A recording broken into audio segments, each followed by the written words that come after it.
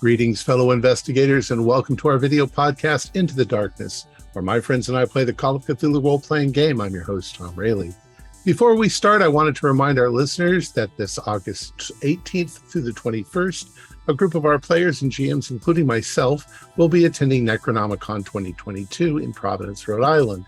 It's H.P. Lovecraft's 132nd birthday, so it's going to be a blast. If you see us, come up and say hello. We love meeting our fans. Our scenario is The Central Tree. It was written by Matt Ryan and Noah Lloyd, and it's available on their website, Reckoning of the Dead. This is a one-shot, and it's the 6th time that we have run it. So without any further delays, let's begin our journey into the darkness. The weather was gloomy. The sky was overcast. There was a good deal of dirty black snow under the shady places, despite it being early spring. The date is April 14th, 1926, and spring break is almost over. A handful of faculty members from the Miskatonic University biology department have been called into a meeting with the head of the department, Dr. Homer Winside. His office is large and comfortable, and his back wall is lined with shelves 7 layers high, displaying all sorts of biological specimens preserved in formaldehyde, including a fully grown human heart. Well, gentlemen, I'm glad that you've made it this afternoon. I'm sorry to bother you on your breaks, but I've been contacted with a bit of an emergency that might be right up your alley. Was contacted by the mayor of Rutland, Massachusetts, and he says they have a bit of a problem with their tree. Rutland is the geographic center of Massachusetts, and apparently on the exact spot, latitude and longitude of the geographic center, they have a tree that's about 150 years old. It's an American elm, I believe. And he says there's some problem with it, and they'd like some experts to come out and take a look and hopefully cure it and bring it back to health. Such a trip is probably an overnight trip, maybe 2 nights. It'll take you about 4 hours to drive out there. Largest city nearby is Worcester. It's about an hour southwest of Worcester, or northwest of Worcester.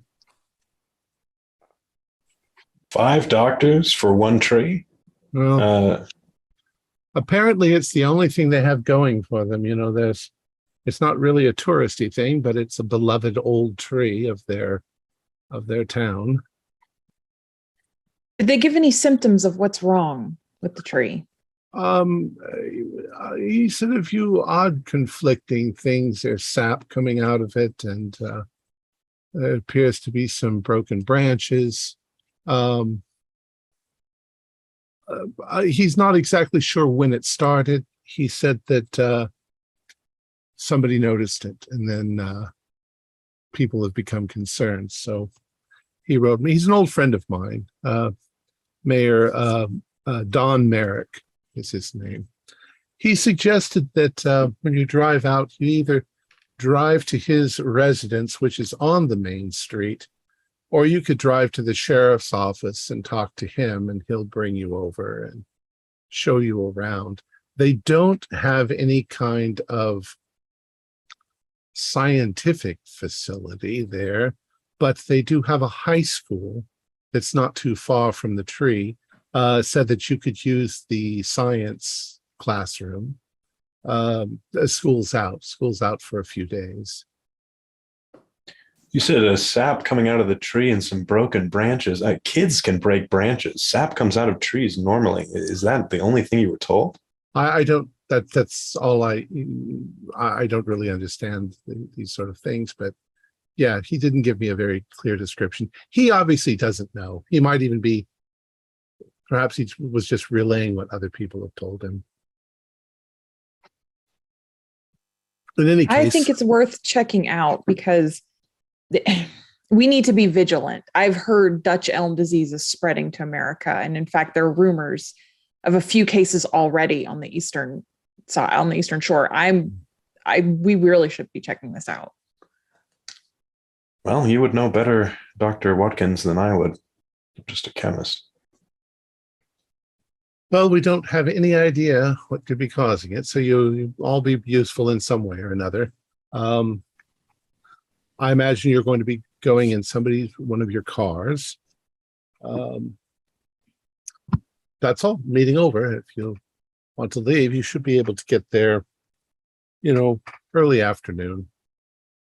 It's morning currently. Yeah. Okay. Dr. Clark, do you think we could take your vehicle? I think we should all fit. Absolutely, my dear. I'd rather be doing this than teaching my students. 3 years in, they still think a spider is not an arachnid. So They'll in learn. general, for the duration of this, any equipment that your character would use, you have with you. So if you want to do chemical analysis, you've got that equipment with you. And plus, you can use whatever the high school might have. Perhaps we should take 2 cars so we would have enough room for the extras and our luggage as well as our equipment and our trunks. That's a good idea. I Okay. agree. I can volunteer my car or anybody else who wants to drive. That would be fine. Thank you. I think Dr. Hawk, some field equipment, collecting equipment would be good too. I'm sure you have plenty of that. Yep. I'll put that on the list. All right. So off you go. The basic route that you're going to be taking is this one. Basically, Arkham to Concord, Concord to Hudson, Hudson to Worcester, and then up to Rutland. Fairly straightforward, at least. Yeah, it'll take you about 4 hours. The roads are Do we not know all perfect. Do we know anything about Rutland? No, No. it's just another small rural town. Fairly rural. It's, Boston's the big town, and that's on the coast. This is dead center in the middle of the country of the Commonwealth. All right. So you drive out there. You have a fairly decent drive. You stop at a gas station. You get some snacks. You were also told that if you're staying overnight, it's been arranged that you'll be staying at Jennifer Tuttle's boarding house. So you drive along. You go through Worcester. Worcester's actually it's not how you pronounce it. Worcester. Worcester is a fairly large town. But once you I heard leave they do Worcester, nice sauce there. Worcestershire. Once you get out of there, you're heading into the countryside. Most of Massachusetts is forest, so and it's deciduous forest. During the winter, it's mostly the trees lose their leaves, but it's springtime now. The leaves are coming out on the trees, so there's a light, sort of lime-colored green everywhere. Sticks sticking up out of the woods. But the roads are basically roads through tunnels of trees. You got big trees on either side. And then there's farmland beyond there. So after you drive for about 4 hours, you start to come, up and over a hill, and you come out of the stand of trees. You can see laid out ahead of you, there is a town that should be Rutland. You cross a small bridge over a creek. You can see the spire of a church in the middle of town. And without bothering to show you a map, basically you go by a number of farms. You go by St. Patrick's Church. You see Jennifer Tuttle's boarding house, which is not too far from the church. And then there's a general store, a greengrocer, a library, a town hall, the mayor's house, the sheriff's office, and then the high school at the other end of the town. So where did you want to park? It's a small town. You can walk from one end of the town to the other in 5 minutes. So I would pull inside the boarding house parking lot or Yes, outside of it on the road. I'd follow suit. Okay. You park literally right in front of it. There's parking spots. Okay. And I get out and let everybody else who's in the car, to get out and wait Stretch for your legs. gather up. Stretch my Thank legs, you, light a Dr. Hawk. cigarette. Yeah. The town is not what you'd call busy, but it's not empty either. There are people shopping and walking around and going about their businesses. You can tell from the general look of the people that most of them are probably farmers and farmers' wives doing their shopping and stuff like that. Thank you for the drive, Dr. Hawk. I was raised in a town like this. I'm comfortable here. Well, then maybe you can lead some of the discussion. I hope to. Let's get some rooms for ourselves, and maybe the receptionist knows a little something about the tree as well. Small town. Okay. Good idea. So you go in the front. It's typical what you'd expect. It's a 2-story building. There's a young woman behind a counter, and she sees you coming in, and she says, "Hi, folks. Are you the scientists?" Yes, we are. We were just looking to see the rooms in which we were given, so we can just pack our things in them. All right. Yeah. We've been expecting you. You're in rooms 1 through 5. That's We don't have convenient. many guests this time of year, so you're in luck. Very convenient. That's upstairs. Tell me, we were called here about this beautiful old tree in your town. Do you know anything of it? Oh, the central tree. I haven't. I mean, I know about it. Everybody kind of knows about it, but I heard something about being sick. I haven't had the time to go out there, but I guess everybody seems to care a lot about the damn tree. It's just a tree, but there ain't much else to go on in this town. Mhm. Has it been Well, ever sick before? I don't know. Let me show you to your rooms. We'll get you all settled in. Did you want me to call anybody? I Oh, call. the mayor or the sheriff? Wait, Dr. Swanson, who do you think we should start with, the mayor or the sheriff?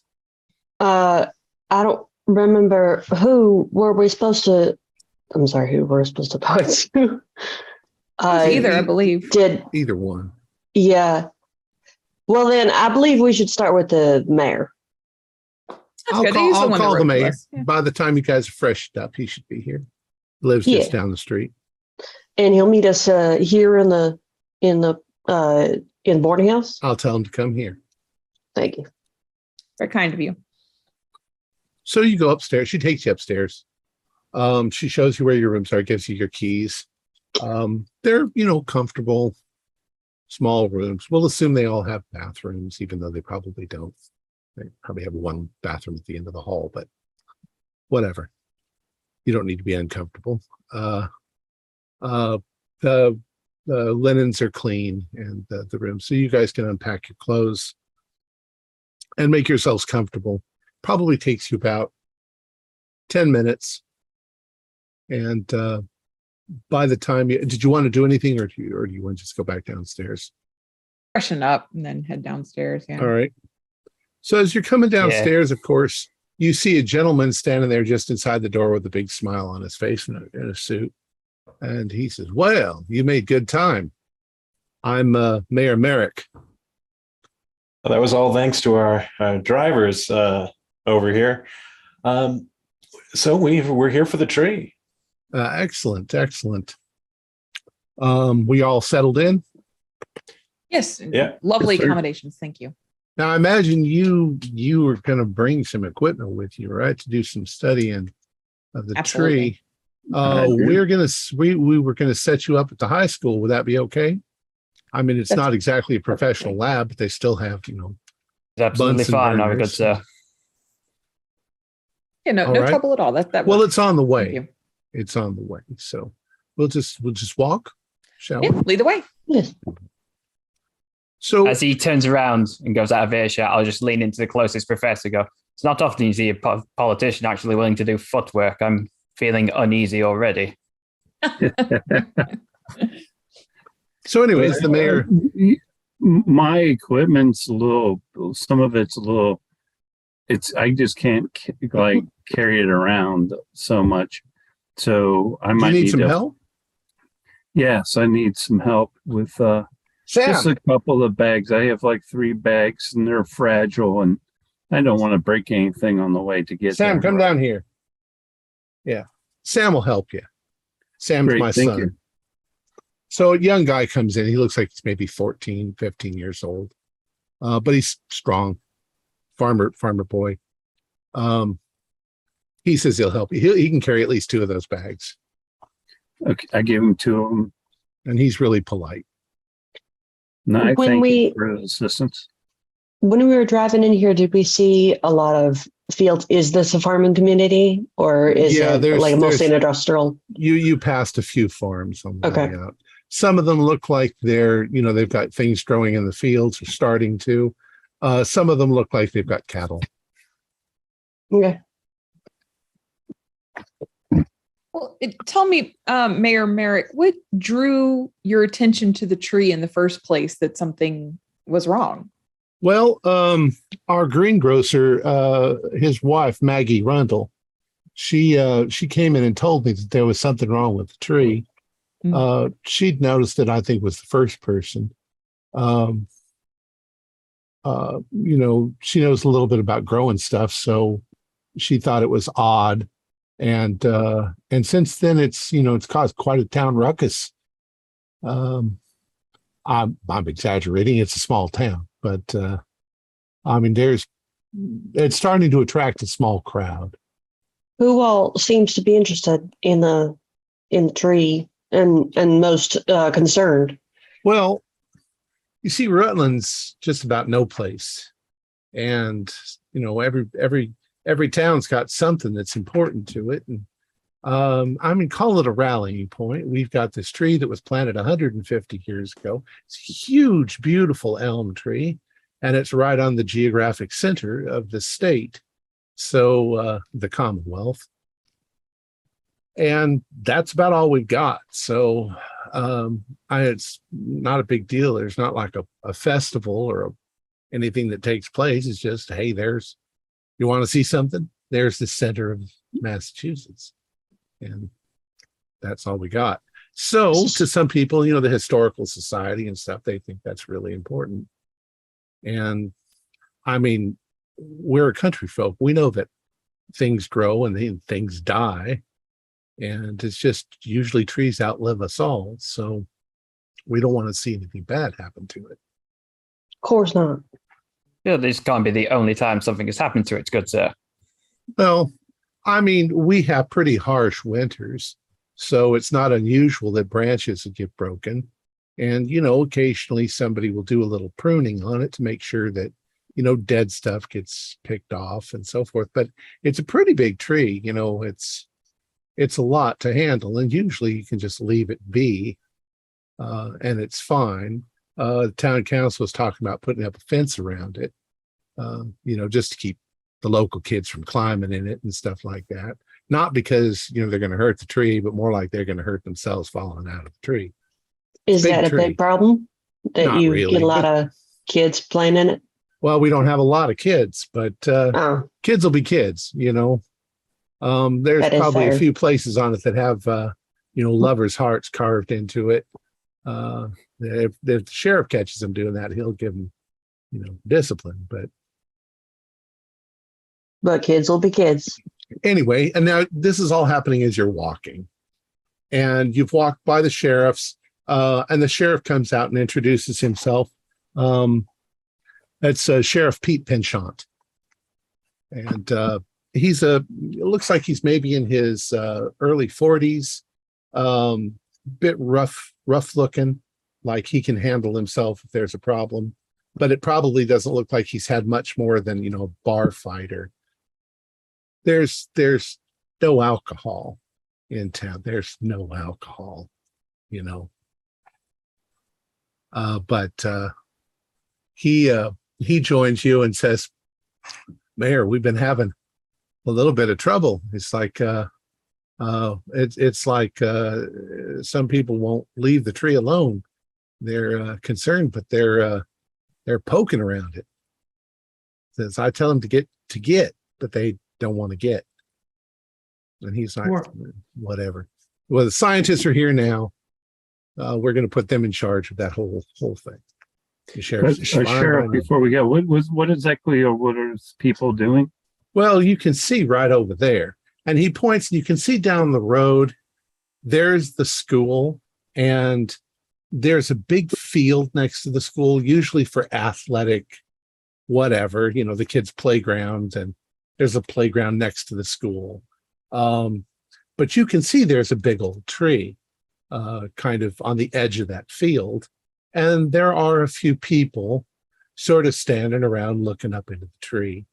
And the sheriff describes it as a rowdy crowd, but you don't see any rowdy, it's just people don't gather around. So as I you're look at it going and go, forward, if that's what you call rowdy, I'd hate to see violence. so as you're approaching the tree, here's the high school. We're going to set you up in there, but you can see the tree quite clearly. Looks like this, except it's getting some green on it. Mhm. And there's a point where you are between the tree here and the high school here, and you've got the equipment in your hands. And the mayor is kind of, we can look at the tree in a minute, or we can go and set you up. But there are at least 5 or 6 people that are milling around the tree. And there are a couple of people, oddly, out in the field beyond the tree, sort of wandering around. Something about it just seems a little odd. What do y'all want to do? Is the sheriff still here? Mhm. Sheriff, who are those people right out there? Oh, that's there's Maggie Rundle, and that's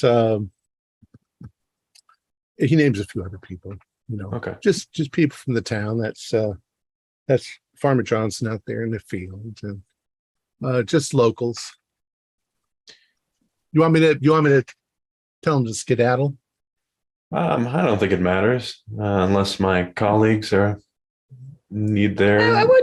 I wouldn't mind talking to some of them. And clearly, some of them had the knowledge to recognize that something was going on with this tree. Doesn't hurt to get a local's perspective. Yes, agreed. Probably should put some of this equipment down, Dr. Hawk. I think we only really need the collection kits themselves. We can put everything else in the labs. Well, why don't we Yeah. get you set up right over here? The classroom in question is this one. In the high school, all the classroom doors open to the outside. Okay. So he takes you over, and they unlock the classroom door, and they show you inside. It's basically, of course, classroom tables, But there's also workstations, like you expect in a science room, with little Bunsen burners, and there's a sink, and there's various things like you'd expect like that. So you've got lots of places where you can put your equipment down, and you don't have to set it up immediately. Well, this looks wonderful. And I tell the boy who's been carrying, thank you very much for bringing my equipment. We can just put it over here against the wall. We can set it up later. No I problem, really mister. appreciate your help. No problem at all, mister. If you need anything, you just look me up. Now I pull a couple of coins out of my pocket and give it to him. Gee, thanks. He takes No that. problem, and thank you. He skedaddles back to the boarding house. All right, so you guys quickly, you have your stuff there. You don't necessarily have to immediately set it up, but whatever you want to do. No, let's go outside. Yeah, let's get down to it. Yeah. I'll light a cigarette with a Bunsen burner before we go. Just make sure you turn that off, Dr. Clark. Yes, I know. Not after We last don't time. want another incident. Look, I told you, it was once, and that was it. It wasn't my fault either. I'd like to talk to some of those locals before I personally go look at the tree. Okay. So you start walking over there, and for the most part, there's a couple of people that are sort of, I guess you'd call them looky-loos. They're standing, 20 feet away. Maybe there might be a man and a woman sort of holding hands and looking, chatting back and forth to one another. But then there's a second class. There's a lady who she was identified as Maggie Rundle, was also the first person to notice the tree. She seems to be right up near the tree, and she's touching it in places. And when you see that, you realize that there is a sappy substance coming out of places on the tree, but it's bright purple. It's very strange looking. Looks like it would be very sticky. And you can see that she's got it on like her fingertips, and she's almost like she's stroking the tree.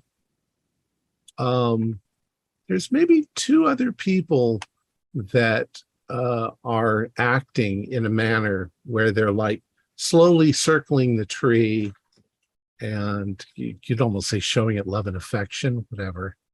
And then there's a third class of people that are wandering out in the field. There's two people out in the field that just seem to be wandering about. They're not even looking at the tree. I would And like it's an empty field. to walk up to Maggie, and I'm kind of just assuming. Let's see, I didn't look this up, but I don't think this was the era where we used gloves and cauterized loops for this. So I think I'd like to take a sample, just put it in a test tube. But before I do that, I'm going to put a hand on Maggie's shoulder and say, ma'am, it looks like you might want to step back. Something is not right about this tree. She, as you step up to her and you go to put your hand on her shoulder, she doesn't react at all until you say her name, at which point, very slowly, she sort of looks like she's remembering something, and she looks up at you and she says, I beg your pardon?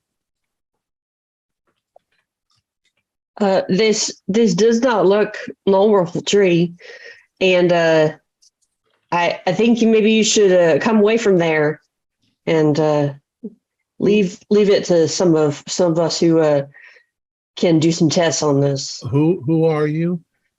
My name is Dr. Philip Swanson. I am a microbiology professor from Miskatonic University over in Arkham. And she looks around. she sees the sheriff and the mayor and the rest of you, and then she's like, "Oh, I see." And then she goes right back to sort of feeling the bark of the tree. And I'm gonna again kind of like just a little bit with a little bit of force. Yeah, the sheriff moves up and he says, Maggie, come on. You need to come away. You need to go back to the grocers. And she's like, Sheriff, what? And he's like, come on. And he sort of hustles her away from the tree. Okay. And he kind of looks back at you like, should I be concerned? And I'm gonna give him kind of a shrug because I don't know what we're doing yet. So you can see the follow up as he's kind of guiding her back towards the green grocers down the street. But if he slacks up at all, she kind of loses touch with what she's doing and kind of starts turning back towards the tree. Okay. But he's getting her away. What's everybody else doing? Behavior was quite strange. Dr. Watkins, is there a known phenomenon of purple sap that maybe has some sort of hallucinogenic effect if it's ingested or something?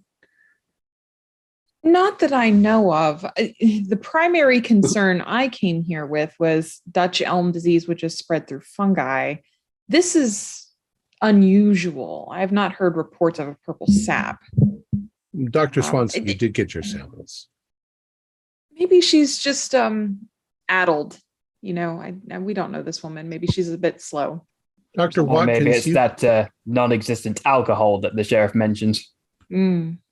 Dr. Watkins, you can see that most of the sap is coming from places where the tree has been damaged.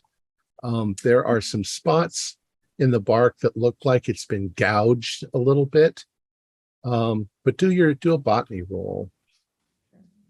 Look, I can't believe someone would just come in here and carve up this tree for no reason. That is a regular success. Okay. The odd thing that you notice is that the damage to the tree looks recent, but there are signs where the gashes are, like the tree is healing itself. But it would take usually a year or two, for it to heal itself. But you can see where the bark is curling over and it's trying to heal itself. You can look up and you do see that there are some minor broken branches, but nothing you wouldn't expect from the winter. And there are also a few spots where there's a swelling, like a gall that grows on the side of the branch or the tree. And those seem to be oozing this purple stuff as well. They're usually caused when an insect lays its larva in the tree branch, and the tree fights against it, or tries to, by swelling up. Dr. Clark, I think you need to have a look at this. Yeah, Dr. Clark, do an entomology roll. Step aside, my dear. Let me have a look.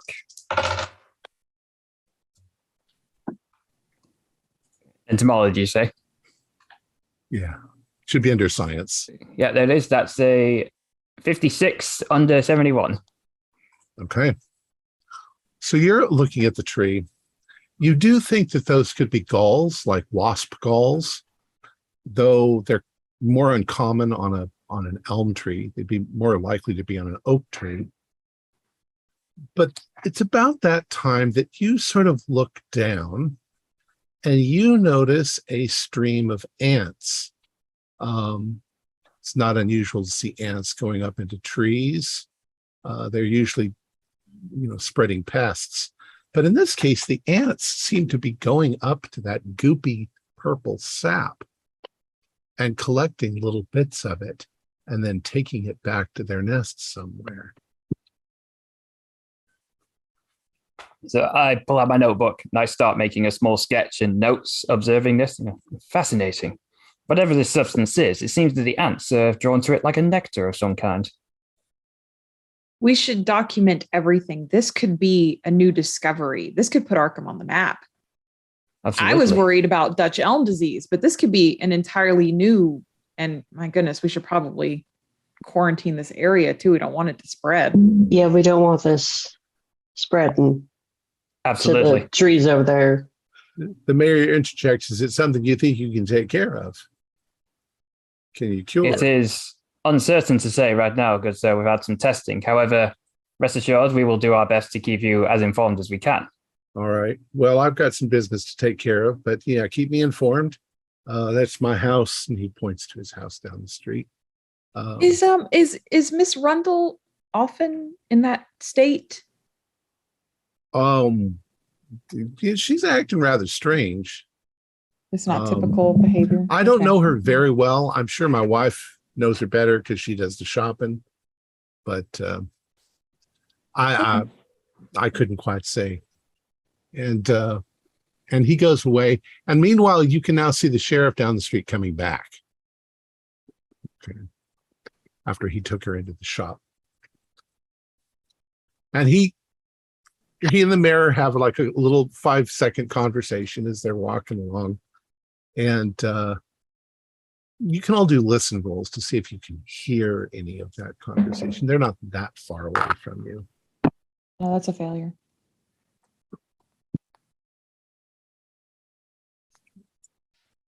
Nope, fail on my part too. Yeah, that's a failure for me. Everybody too. failed? Mm-hmm. Excellent. Sorry. Dr. Hawk, we might want to look at Miss Rundle. That's your specialty more than mine. But if this is some kind of substance that is affecting humans, that's something that we really should note as well as we catalog all this. And for all we know, old Mother Hubbard there has infected half the town already. I'm sure it's nothing that serious. We can't rule anything out just yet. We don't know if this is an airborne pathogen or if this is some sort of touch disease, some sort of body fluid disease.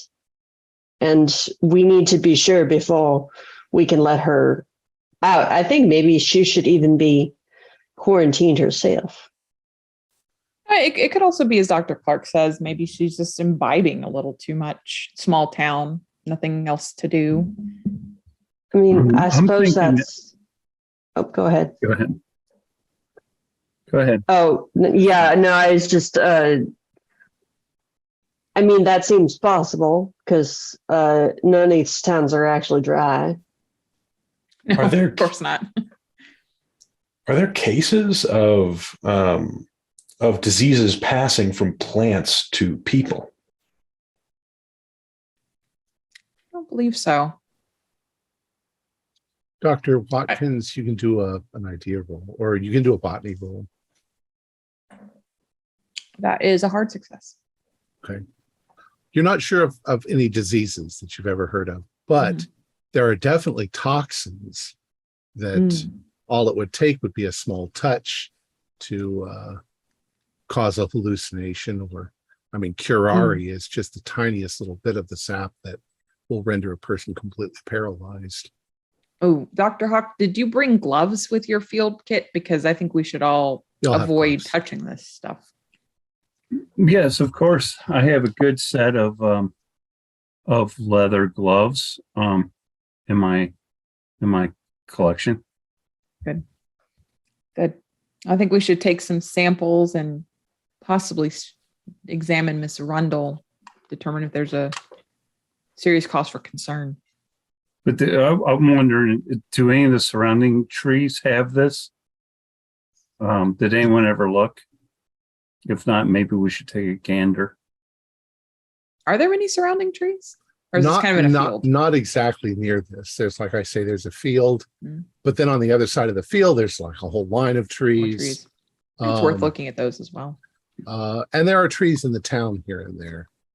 But this one there's probably nothing for 100 feet in any Okay. direction from this particular tree. Is this the only elm, or do we see other elm trees? As No, well? there's probably other elms in town Okay. as well. It's a very popular, beautiful tree. The mayor's walked away, hasn't? The mayor's walked away and the sheriff has Yeah. returned. Okay. Mayor says he wants me to make sure I do anything you guys need. Thank you, sir.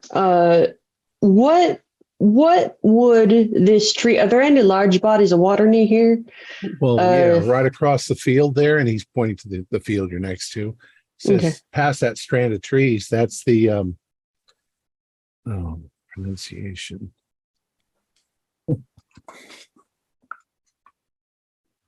Where did I put it?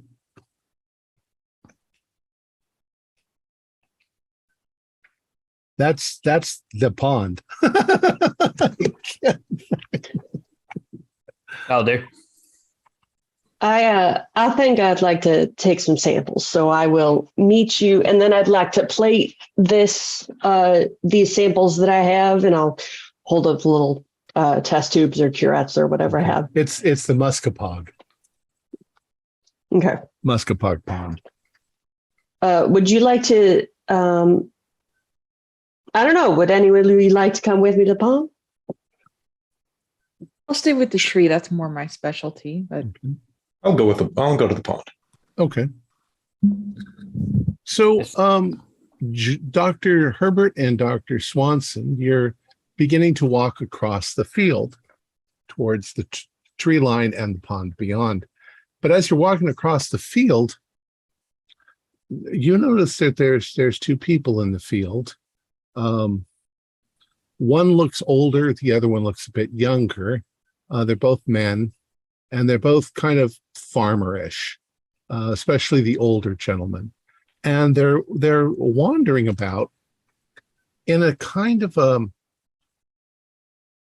at first you think they're doing something systematic, like they're looking for something on the ground. But they seem to be kind of just randomly wandering in a, meander. Meander is a good word for what they're doing. And they're not taking their eyes off the ground as they're doing it. Philip, do you think these are affected in the same way? Yeah, I'd like to know what they're looking for. Should we go talk to them? Yeah. Okay, so let's walk over and near these guys. So you walk up to the older gentleman, and as you're walking towards him, he's kind of turned his direction and he's kind of walking towards you. And without saying anything or reacting, it's almost as if when your shoes come into his sight line, he stops, turns, and starts walking around you. Without Excuse me, sir. no response. I'm gonna put out a hand. Okay. Be like, sir. So when you touch him, he stops what he's doing and he looks up and he says, "Oh, excuse me." And then he turns back around and starts looking at the ground and walking away from you. I'm sorry. So we are looking into the affliction that has come upon the tree, the central tree, and I wondered if you could tell us anything about it, or maybe about the ground. What are you looking for? So unless you actually physically interact with him, which you might, he just ignores anything you say and goes back to looking around. Doctor But if you grab a hold of his shirt, he stops. He politely sort of turns around. He says, "Excuse me," and then tries to get away from you. If you ask him all of what you just asked him, he says, I don't know anything about that." Were you about to say something? Dr. Swanson, these men seem confused. I think they might be affected in the same way we've seen before. We should report this to our colleagues after we've taken a look at the lake. Yeah, I don't think we're going to get anything more from these folks. So I will, I guess, continue towards the lake or towards the pond. As soon as you stop hindering them, they go back to doing exactly what they were doing before. All right, so you're heading towards the tree line and the lake. Dr. Watkins, Dr. Clark, and Dr. Hawk, what are y'all doing now? Get some samples. Okay. What do you want to sample? Obviously the goop. The sap, and the parts that seem to be like really healing quickly. If I could get some sample of that bark, get a closer look at it. Okay. You're a botanist. You might even have a core sampler that you can push into the tree. Yes, that'd be get good. yourself wood. You can do that without hurting the tree. All right, you get your samples. Dr. Clark, did you want to get any samples of the bugs? Yeah, I'd like to try and capture some live ants and try and keep them alive in some sort of container. Okay. You like I say, you've got any equipment that you need, so you've got stuff. How about you, Dr. Hawk? Being that the sap and the local critters are all there being collected, I think I'm going to actually take a little bit of a soil sample and some of the droppings from the tree that are laying on the ground, so we can compare and see what's been going on with the tree. Okay. So you guys get your samples. Then what? What do you want to do? The sheriff, by the way, at the same moment, he's told some of the looky-loos, please, let the scientists do their work. Just go back to your business. And for the most part, they do. Except there's a couple of them who don't do much more than, walk a couple of feet farther away and then turn around and sort of take position like they're fascinated by what you guys are doing.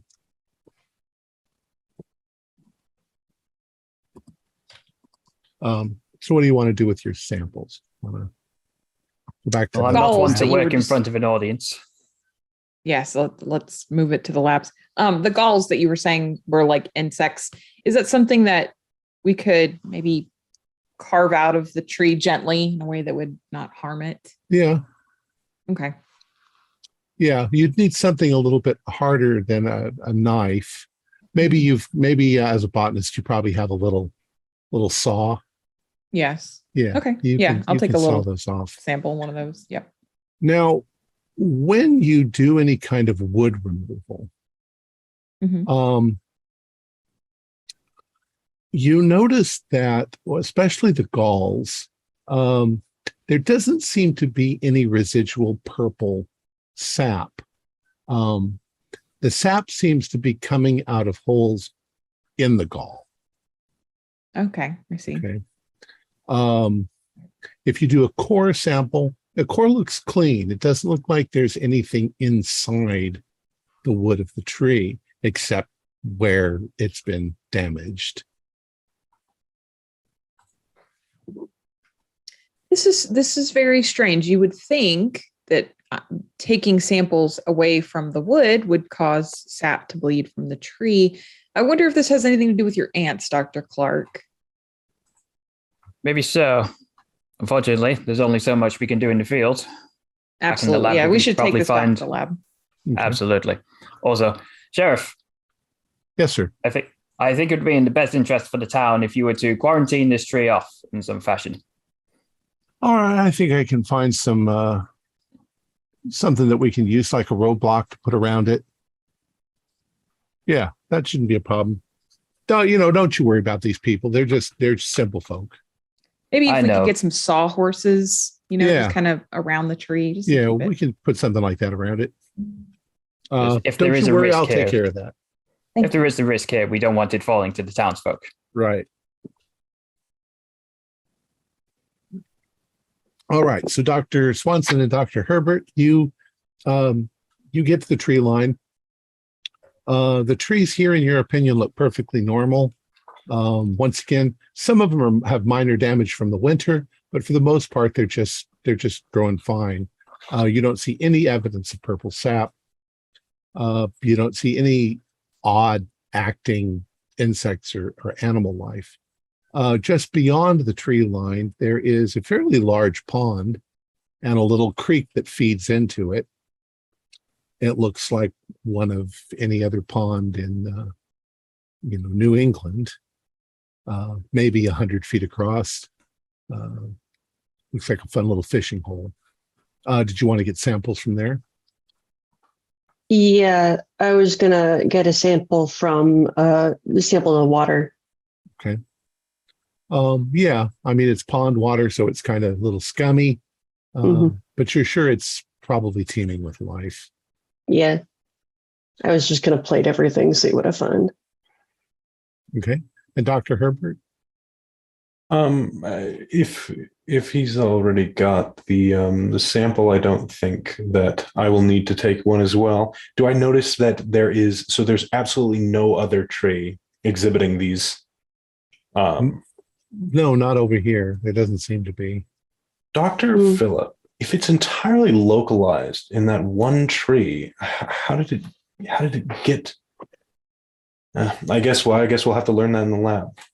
Yeah, it does seem, since these other trees don't seem to be affected, it's probably not in the water. Right.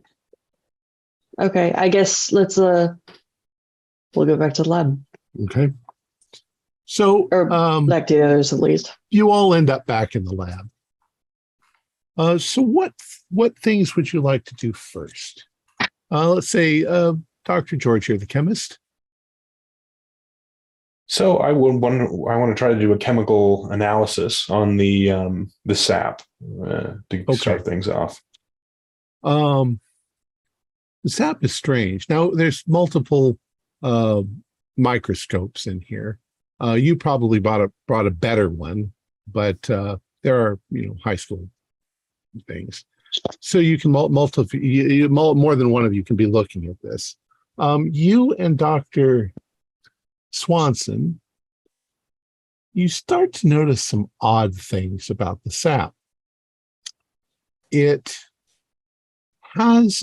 definitely organic, but it doesn't seem to have the composition you'd expect from tree sap. Dr. Herbert, you analyze it for like sugar content, but there's absolutely no sugar content at all. It's a little bit alkali, not very acid, which tells Dr. Clark that there's no real reason why the ants would be collecting it. It's not sweet. It's just odd. Do I think that there's a chance that the tree didn't produce this? Like because it was in the lacerations, was it like whatever lacerated it like had it on it? And it's merely. That's an interesting hypothesis. Why don't you do an intelligence roll? Dr. Watkins, you look at it. It doesn't look like tree sap. It looks like something completely different.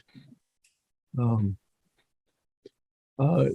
how'd you do, Dr. Herbert? 30. That's a hard success. 31. It's possible. The only contradiction to that is the galls that are on the tree seem to be leaking this purple stuff. But the gashes, it might not actually be seeping out of the tree, or maybe just the edge where the tree is trying to heal itself.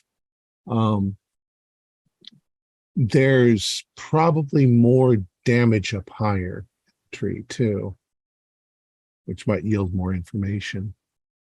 The gall, when you cut it open, is very odd. Normally galls produce a kind of pithy substance, which they surround like the insect larva with, and the insect eats that stuff. In this case, there is no larva inside the gall, there is a kind of a void that is filled like a cream-filled piece of chocolate with this purple goop. And it's just leaking out. It's very strange. There doesn't seem to be any residual holes leading back into the tree from it either. Can we find anything in that center void, like anything that the gall formed around? It or did it just kind of spontaneously? Well, it looks like there's mostly just this purple goop. But if you want to do an analysis and you want to search through it and see if there's some foreign object that's caused this, that'll take some time. You'll have to go through the goop and see if you can identify something. Okay. Dr. Clark, the ants, you've gathered the ants and you've put them into like a little petri dish. I would like to maybe put two of them, isolate two of them onto some testing ground and put a small sample of this goop that they were gathering in the middle. And I want to see whether or not the ants are acting out of their nature. Like, are they sharing it? Are they being aggressive towards each other? The ants, how do you put the goop in there? Describe exactly what you're doing. Okay, so I place an ant on one side, I place an ant on the other of a dish or something. Okay. I take what is enough goop for one of them to have. Okay. And I place it right in the middle. And then I just observe, see whether or not they are rushing for it or... The ants immediately move towards the goop. When they get to the goop, one of them tries to collect it. He tries to pick up the goop, which he manages to do. And the other one also tries to pick up the goop. And in the process, there's a moment when you think they're going to fight over it, but instead it's like they suddenly cooperate to pick the goop up. And they move to the edge of the petri dish and they start, you think at first they should be starting to go around the petri dish, but instead they start going back and forth with the goop in their hands or in their mouth. Do an idea roll.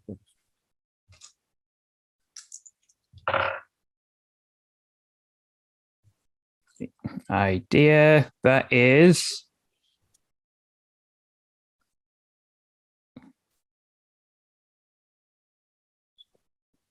which one does idea intelligence? It's an intelligence. Oh, it's at the top, isn't it? Yes. That is a hard success. Okay.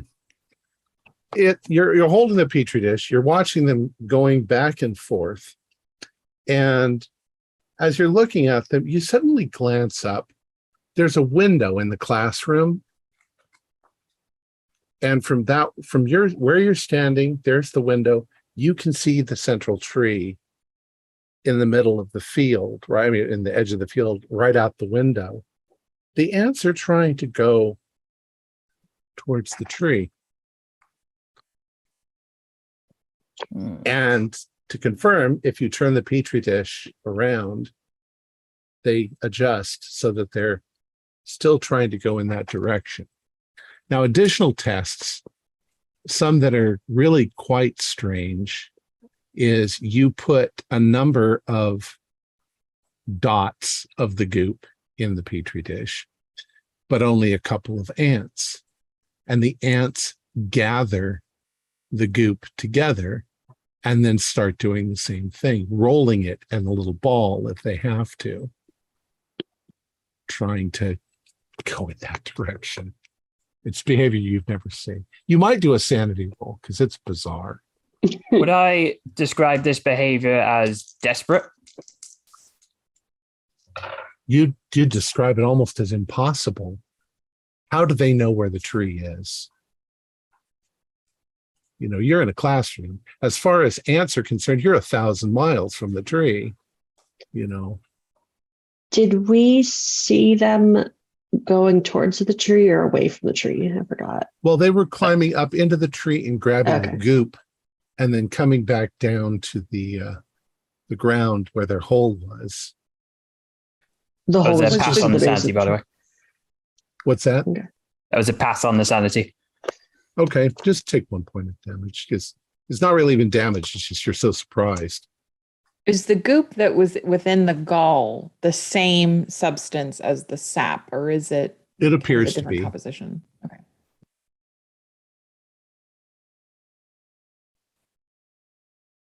Anything else that you're going to do? Dr. I would- Herbert, do we have the chemical composition of this material? Could you not identify? Well, I feel a little out of my depth, actually. The attributes which this has doesn't quite make sense. I almost think that perhaps someone had lacerated it with something, and then the material that we're seeing is perhaps not sap at all, and that's the reason why it has these attributes, which I can't explain. But the problem with that would be these galls. So I do feel a little bit stranded here, and I was hoping anyone. Chemically, Wood. it's definitely organic, but I mean, which just means it's carbon based. But structurally, it doesn't look like it's sap. It's like I said, there's no sugars present. It almost looks more fungus-like than anything else. I would like to say that is there an incubator in here? Did I get through it? Yeah. For the agar plates to grow the. Okay, you brought a portable one. Okay. Yeah, so I would like to say that I put a sample of the sap and I put a sample of the water sample. I spread them on agar plates to right. grow if possible. I apologize. I need to step away just for a quick second. Okay, we'll take a 2-second break. 5 minutes later. Okay, you guys are in the lab. You're doing various tests. The more tests you run, the stranger it gets. I'd like you all to do spot hiddenness for me. Okay.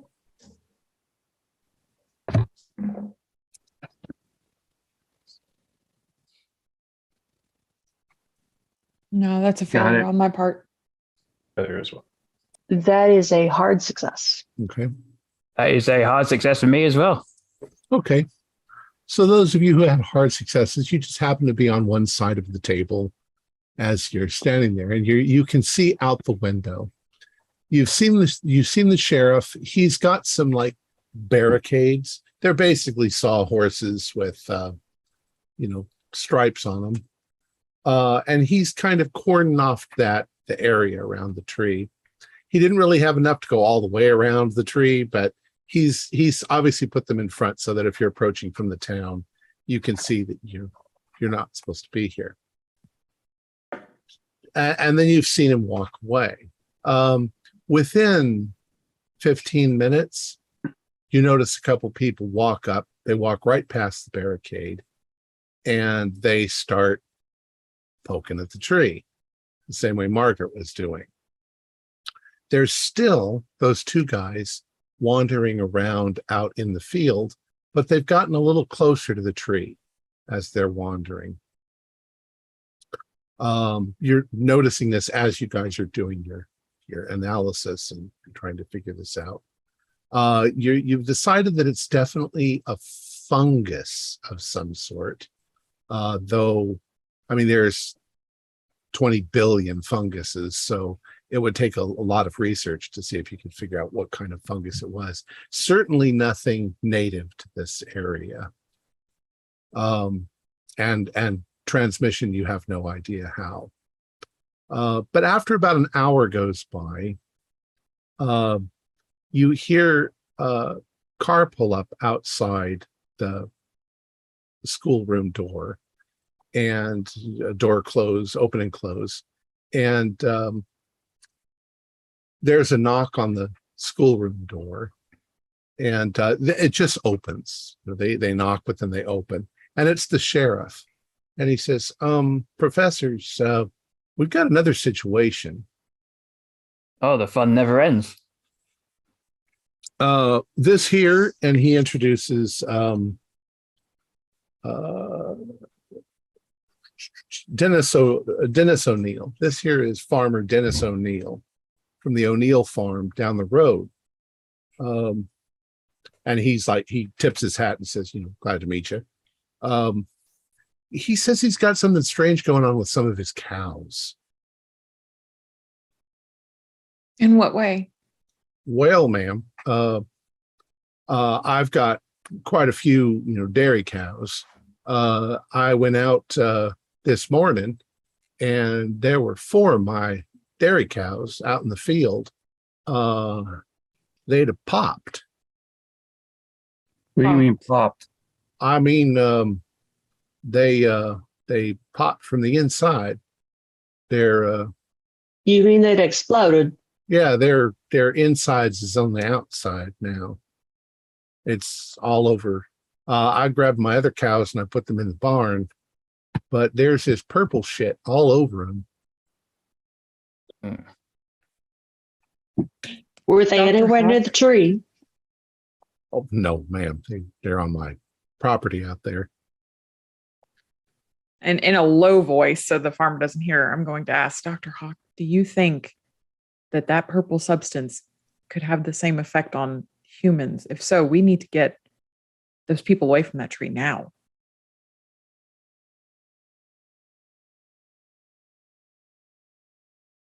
You're muted. Who did you say that to?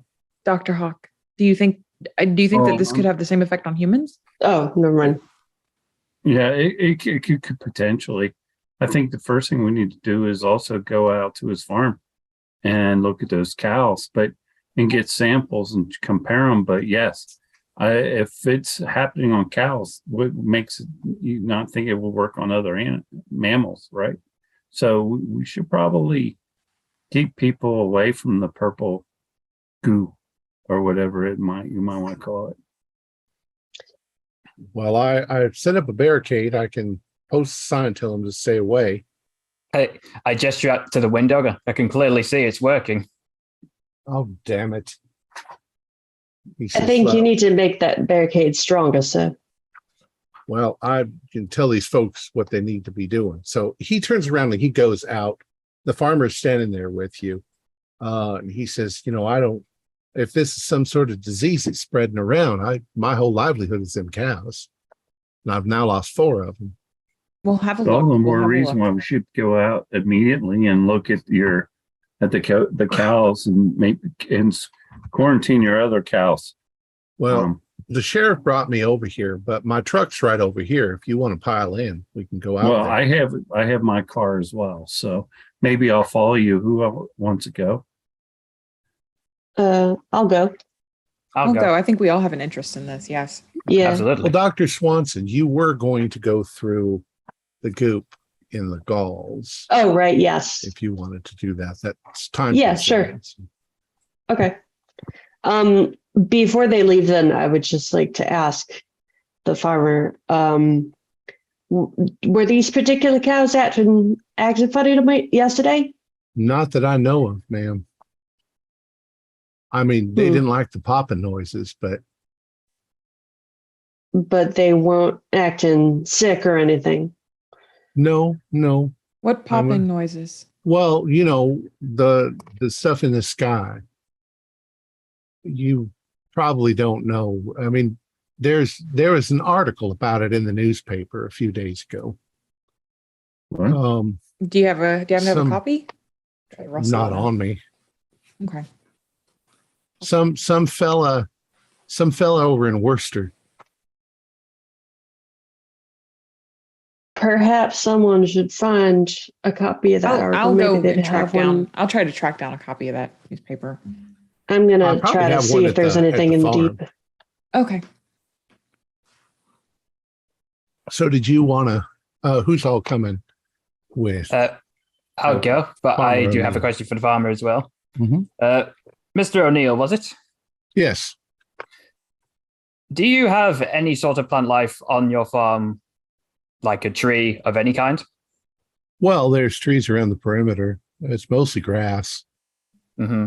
And I take it you also grow crops on your farm as well. Oh, not really. Just, we got a small little garden for the house. Mostly it's dairy. Within those plants, have you noticed anything strange? Like maybe the plants are oozing some kind of purple substance, or maybe insects are acting strange around it? Well, there's purple stuff now where the dead cows are, but they're never seen it before. Mhm. I called into the sheriff and I said purple stuff, and he immediately said that we need to talk to you. Mm-hmm. That's good to know. Let's make haste, everyone. All right. Agreed. So I'm sorry, who all is going? Who's staying? Hey, I'm I will going. go. At least. Okay. I'm going to drive over behind. I'm going to follow the farmer. Okay. And I'm sorry, Okay. Dr. Herbert, were you going or staying? I will go. Okay. And I think that I was going to stay and You were going to try keep going through the stuff dissect to see if we that. could find Yeah. out what was Light going another on. cigarette before we go. I suppose I'll ask Dr. Phillip. Do you want? Could you use my help here, or should I go with them? Oh, this is going to be a long process, and I'm just going to dig through with scalpel. So you go on ahead. All right. Okay. So we'll come back to Dr. Swanson in a few minutes. All right. So you guys you can drive out or follow Dr. Dennis O'Neill out to his farm. It's not too far away, maybe less than 2 miles from the central tree. You pull in and it's basically, you can see there's a big old barn, there's a big farmhouse, a big old barn, and then there's a field, with mostly fresh spring grass coming up. But the barn is obviously a dairy barn, and you can hear the mooing of the cows inside the dairy barn because he said he's locked them all up. He says, come on out here with me. I'll take a look. He walks you out into the field, and he kind of starts to look a little squeamish. He says it's a pretty gruesome. You sure you want to go, man? How about that newspaper article you said you All had? right. I'll tell you what, we'll go in and get the newspaper article, and you gentlemen, you can see where the grass is mashed down right over there. That's where they are. Okay. All right. So Very you well. and him start going towards the house. You guys go over and you find 4 cows. The cows are no farther apart than 10 feet, kind of randomly laying there. They're all laying on their sides. Their stomach area has burst open, it looks like. There's purple goop on the ground. There's purple goop all inside of them. And you notice that there is purple stuff across their lips and mouths, which are hung open. They're glassy-eyed. They're obviously dead. But you don't smell anything at all. No smell of decay. You don't smell any decay. You don't smell anything from the goop.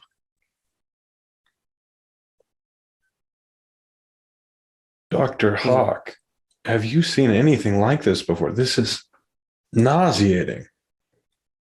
Well, it'd be more nauseating if I could smell what it's supposed to smell like. We probably need to take some samples. I suspect it's probably going to be the same, but can we what would it be possible, or we probably should talk with the farmer if we can cut one of the cows open to look all the way through. I would have the tools in order to do a simple. You do. And you probably don't need permission. These things are dead. So, Okay. Well, then I will start to like underneath the chin Okay. and try to cut it down towards its gut to open up to see if any other parts have the purple goo inside, and maybe even cut into the esophagus. Little biology look. roll. Biology roll. Okay. 37. It was just a plain success. Okay. So as you do that, you realize that there is definitely purple goop throughout the mouth cavity, the esophagus, going down to the stomach, and partially into the intestines, but it's the stomach and the intestines that have sort of burst, and they definitely burst from the inside out, opening a fairly large wound, bursted wound. However, when you continue your analysis, you notice that there doesn't seem to be any purple stuff in the blood or in the other organs or in the GI tract in the bottom half. And it doesn't seem to be in the blood or the heart of the animal or lungs. It's just in the digestive tract down to the stomach. Dr. Wood, what would you like to look for? You mean me? Yeah, I'm sorry. Your name is Zach Wood. Sorry, Dr. Clark. I will, of course, start looking for insects, see if I can find more ants gathering this stuff, or just do a spot hidden for me. Spot hidden. That's a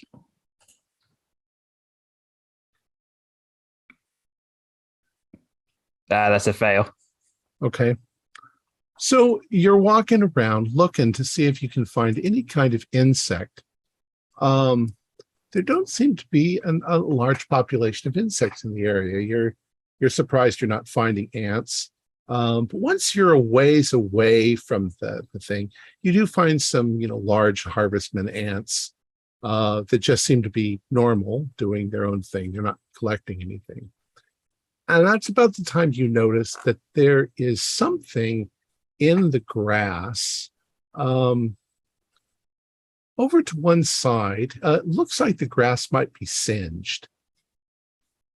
There's places on the grass where it's black. Mm-hmm. And as you walk over there, there's an object in the middle of this burn area. Looks like this.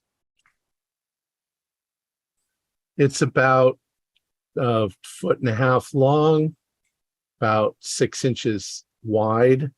Looks like it's made out of brass or copper. And it's singed. It's got some sort of substance on the inside that looks like it's slightly crystallized.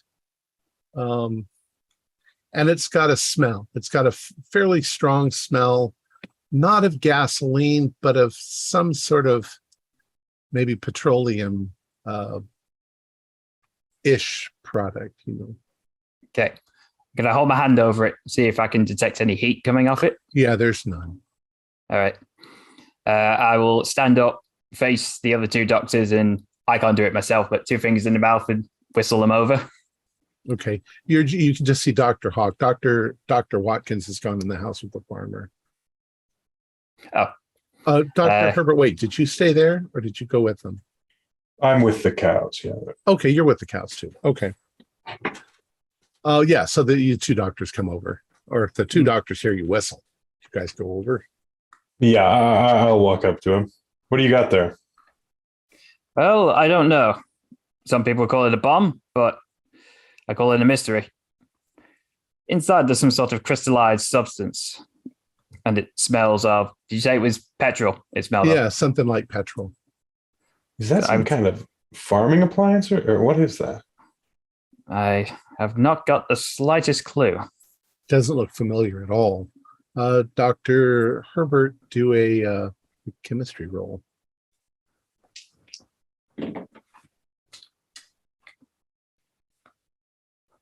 71. So that's a normal success. It's definitely something like gas, but it's not exactly that smell. It's not kerosene. It's got an odd smell to it that you're not familiar with, but it doesn't seem out of the ordinary. I mean, it seems out of the ordinary, but it doesn't seem like something you couldn't figure out what it is.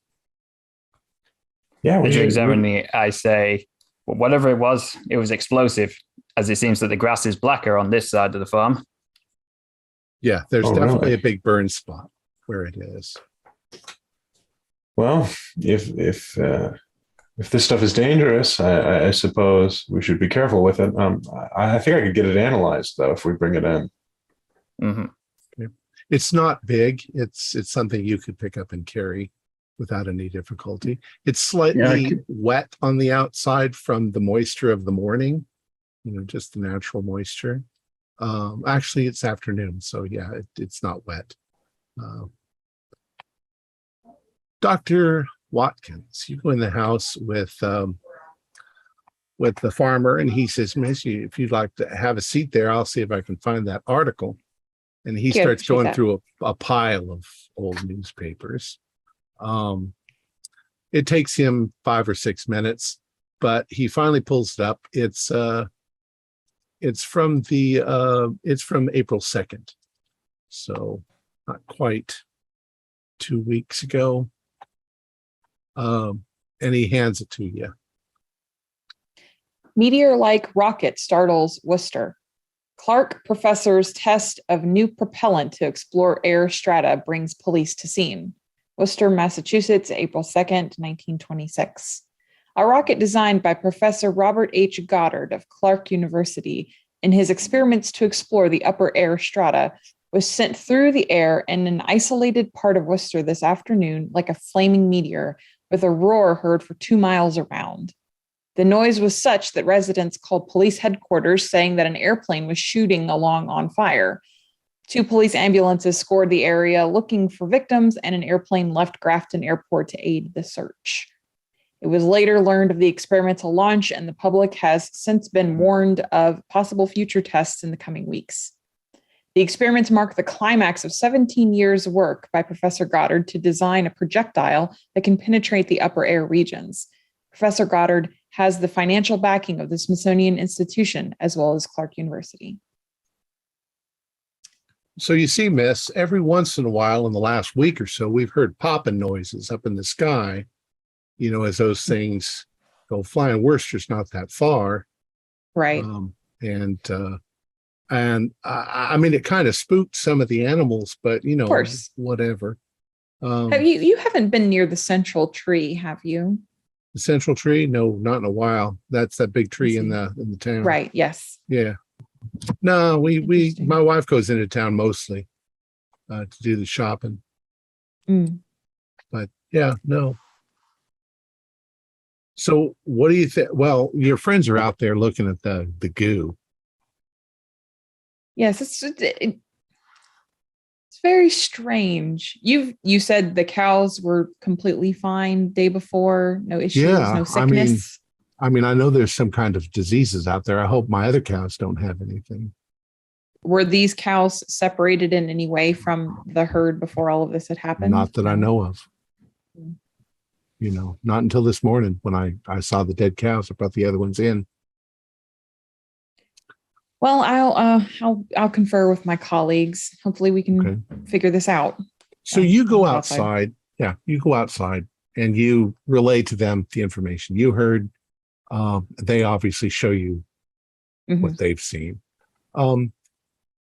What do the scientists at the farm want to do? You're going to keep, you're collecting samples. You've done that. Samples, right. It's a big field. Yeah, I'll look through the plant life, see if there's anything that also has traces of this goo that's further from the cow, so it doesn't seem like it could have just been sprayed from the cow's bodies. Yep. I'll go out to the tree line, and then I might ask if Dr. Herbert could look inside the cow barn. Bring Okay. look of the purple goo. Okay. Dr. Clark. I think I'll go with Dr. Watkins, see if I can find other Okay. forms of insects behaving badly. Okay. I would like the four of you to all do luck rolls. Luck. And then we'll get to Dr. Swanson. As a pass, regular success. What was the skill? Luck. Luck. Failure.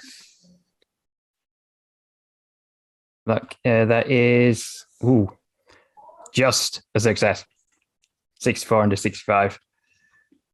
Mine would be, well, it was less than half, so Oh, so you pass. hard, yeah. Okay. And Dr. Herbert, did you pass? No, I failed. Okay.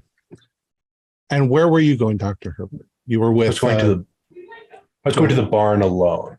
Okay. So you're walking towards the barn.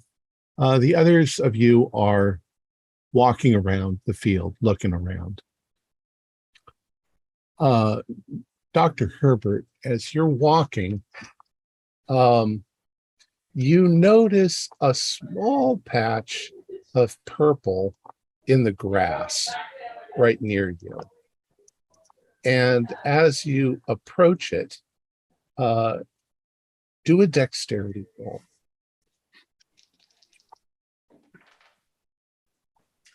39 under 50. Okay. So normal success. Normal success. You walk towards the purple, and all of a sudden, you trip and fall. You start to fall, but you catch yourself before you go flat on your face. But you do go down to your knees, and you realize that you tripped over something that seemed rather large, maybe a brick or something hidden in the grass. But when you look back, there's nothing there. Dr. Swanson, you're looking through the goo. You're dissecting this gall, looking for some substance. And you see a bit of the gall where there is kind of a void in the wood. And you go and you try to see if there's anything in there. You've got forceps or something like this. And you realize that you can't seem to push your forceps into the void. And you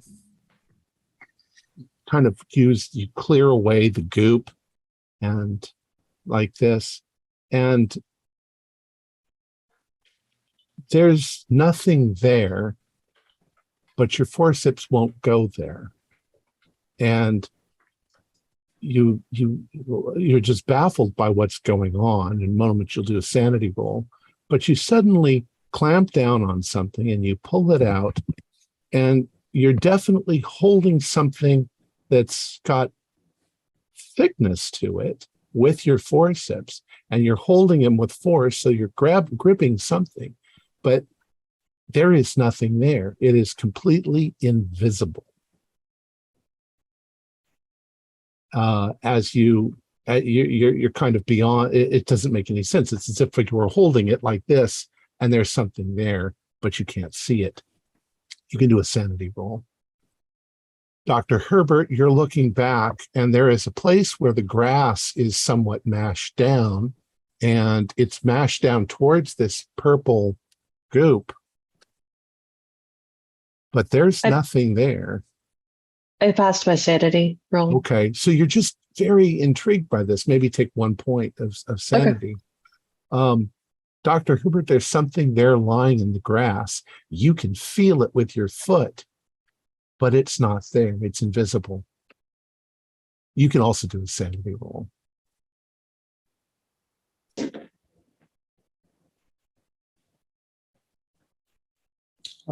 Passed. Okay. So at the moment, you just take a point of sanity loss. But what do you want to do? I want to inspect the object. Can I pick it up, or is it uninterrupted? You reach forward with your hand, and your hand suddenly encounters something there. You can feel it. It feels leathery. It's got a definite texture to the surface of it. And as you feel it, it's actually about maybe 2.5 feet long, and it tapers in one direction. And there's a ball of some sort on the end. I mean, you're getting this all only from tactile information. It feels like a tentacle that's invisible. And yes, you can pick it up. It's heavy. Who's the closest professor to me? They're all within 50 feet of you or so. I just make some sort of call and am like, Dr. Clark, Dr. Hawk, come here immediately. Hawk, I hear the sound of scientific discovery. I'll start walking over. So you all come over to where he is, and that's the situation. I'm wide-eyed, and it looks like I'm holding nothing at all. And then I need you to verify my observation. I need you to verify my observation. I have I found a completely transparent object of unknown material. That's quite a claim, Dr. Herbert. Where is said object? As it seems to be entirely transparent, it is here before me on my hands. And it has the I don't know what the word would be, the flexibility of a wet noodle, and it's definitely thicker at one end than it is at the other. The thin end is where the ball is, and the ball's about the size of a large orange. And you if I reach out to touch it, you can all do sanity. My word, he's right. Let me ask the one other question. Are you all wearing gloves? I am not wearing gloves. And I roll a 41. That's a success on sanity again. Okay. That's a fail insanity on my part. All right. If you fail your sanity, do a 1d4. If you passed your sanity, just take 2 points damage. Sanity damage. This is unexplainable. This is an impossibility as far as scientists are concerned. You can't have an invisible object. How in blazes is something like this possible? If it were, I don't understand how it could be completely transparent. I can understand if it were somehow that it interacted with light in a way that made it appear so, but I can see behind this object. Behind? Can we pick it up and can we carry it some? Yeah, I think Dr. Herbert has actually picked it up.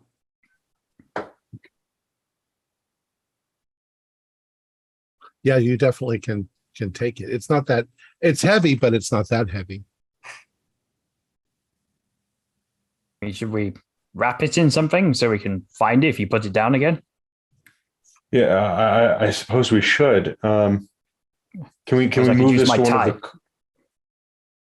Could we move this to one of the cars, maybe? Dr. Hawk, can we move this to your vehicle? Yes. Yeah. Let me look in the barn, and I think I'm sure I can find maybe a horse blanket or something. We can wrap that in. So the farmer has tarps. Okay. Like so I just grab something and we wrap it up and we can put it in the trunk of the vehicle. The farmer joins you and he's concerned. He tells you that he has noticed that he was in the barn. He says some of the cows do have purple stuff around their lips. Well, that's troublesome. Can I mean, is this something we can prevent? Should we, what should we do with the bodies? What should we do with I've got to be honest with you. We know so little right now. We're trying to learn as much as we can, but for the moment, I don't think we have any advice for you. should I get some gasoline and burn them? I look to my colleagues. Mm, I mean, if it's a maybe let's disease, put them in a pile. It seems like a 20 solution to me.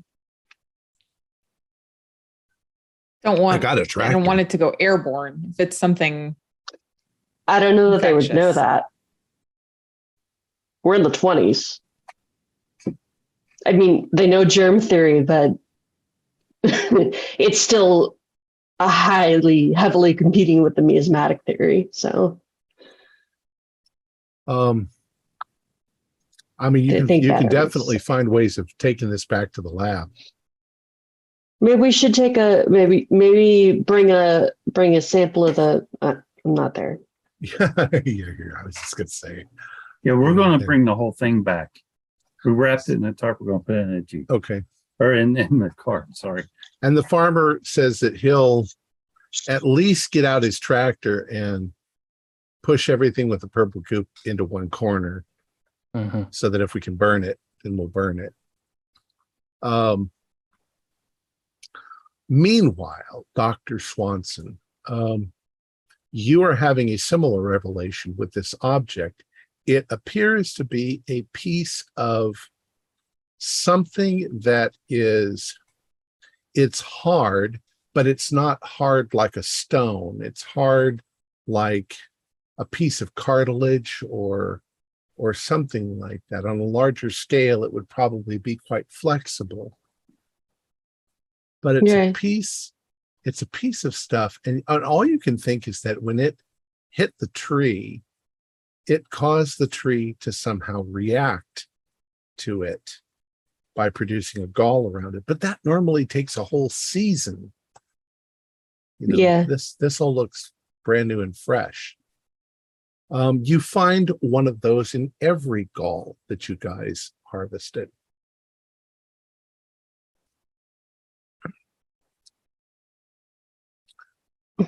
Okay. I mean, I don't know if it's useful, but can I try to hold it under like a stream of water and see if I can see what shape it is? Yeah. It's not easy to make it out clearly, but you do sort of see that there is a shape. You can hold it where it Yeah. I parts sort the of just water don't want to around touch it. this. Right, you've got gloves on. Yes. Oh, you've got forceps too, which Right. you've been using. Yeah, and if you put it in a, I don't know, a petri dish or something like that, you can see where it touches the substance. So it's invisible, but at the same time, under the right conditions, you would be able to see it. Oh yeah. Can I hold it close to the purple stuff and see if they react to each other? Sure. Do a spot hidden roll. Okay.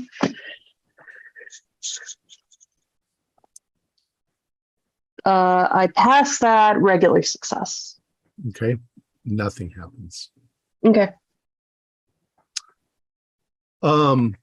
You find it's impossible to examine under a microscope. You see nothing. You find it impossible to analyze it chemically because you can't see anything. You try to dissect it with a scalpel, and you realize that it is incredibly tough, that it's not impossible, but it's like a really dense piece of leather that you're trying to cut with a little tiny scalpel. And I also can not see it. Yeah, and you still can't see it. Were the other scientists coming back? yeah, I think we've gathered up what we can here. I didn't find any evidence of that in any other plant life around the farm, did I? No. The purple stuff. Okay. Uh-uh. So you've got the tank. Now that Dr. Watkins has talked about the article and the Yeah, photograph, it's obvious that's from that. it's yeah. obvious it's from one of those tanks on the rocket. I don't necessarily think we need to bring this with us, gentlemen, unless it's something that you just have personal interest in.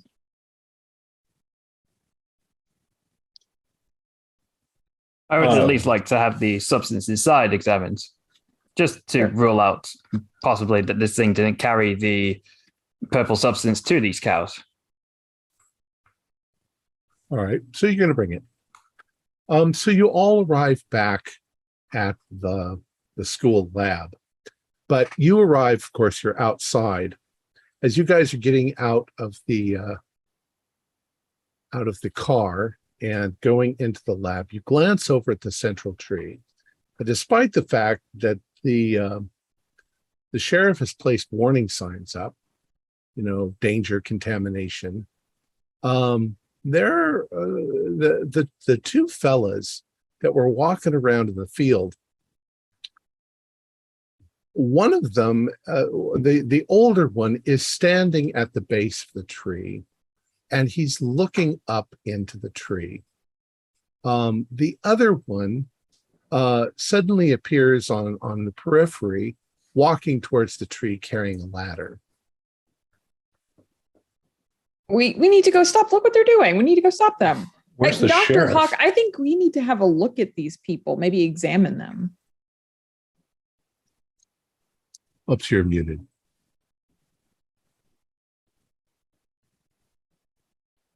What'd you say, Tony? Dr. Hawk, do you think you could examine Yep. these people? I think something must be going on here. Yeah, I walk over to them, just casually say, "Hey guys, what are you doing? Can't you see the signs? You should not be this close to the tree." They do not even acknowledge you are there. The old man continues to stare up into the tree.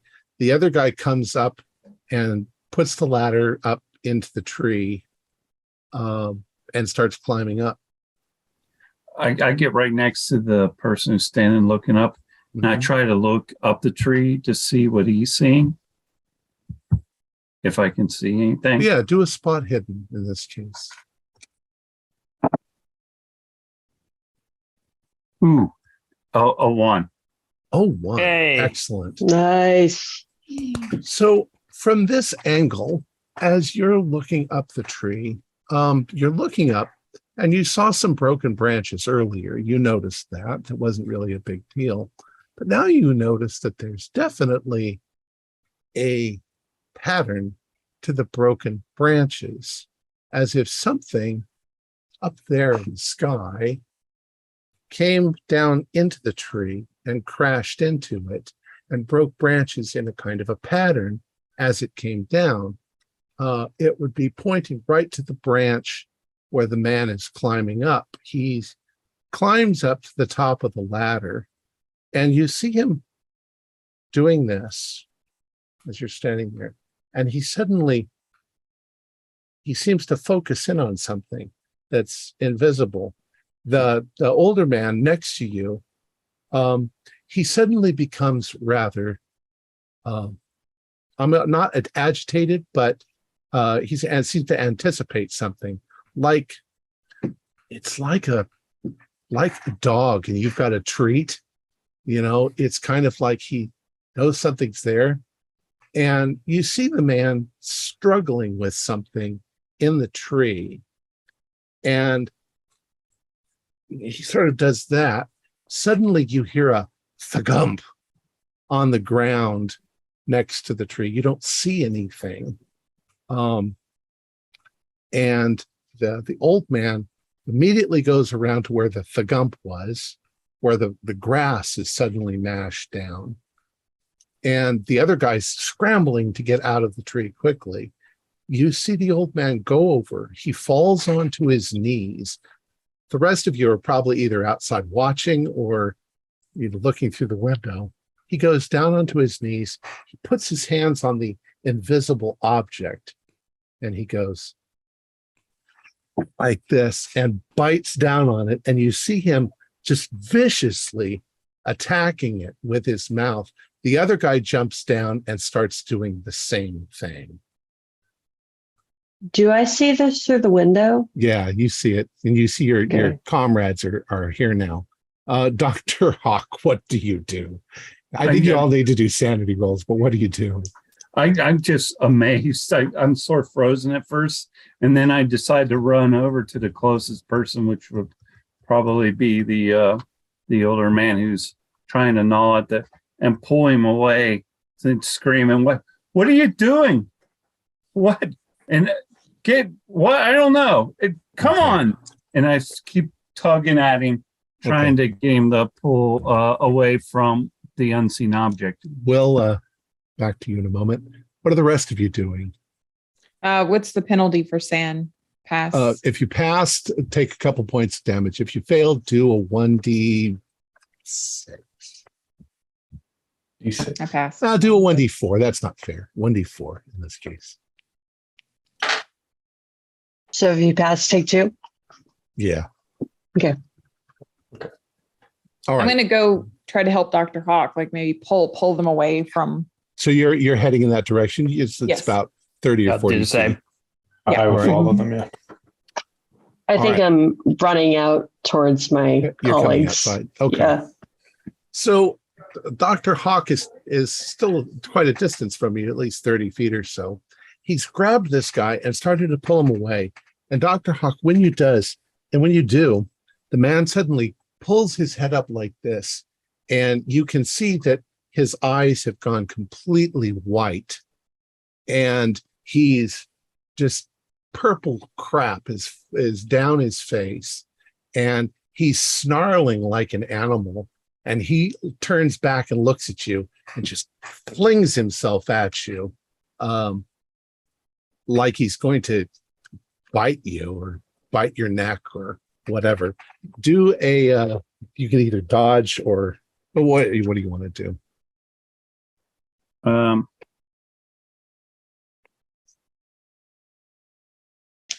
How about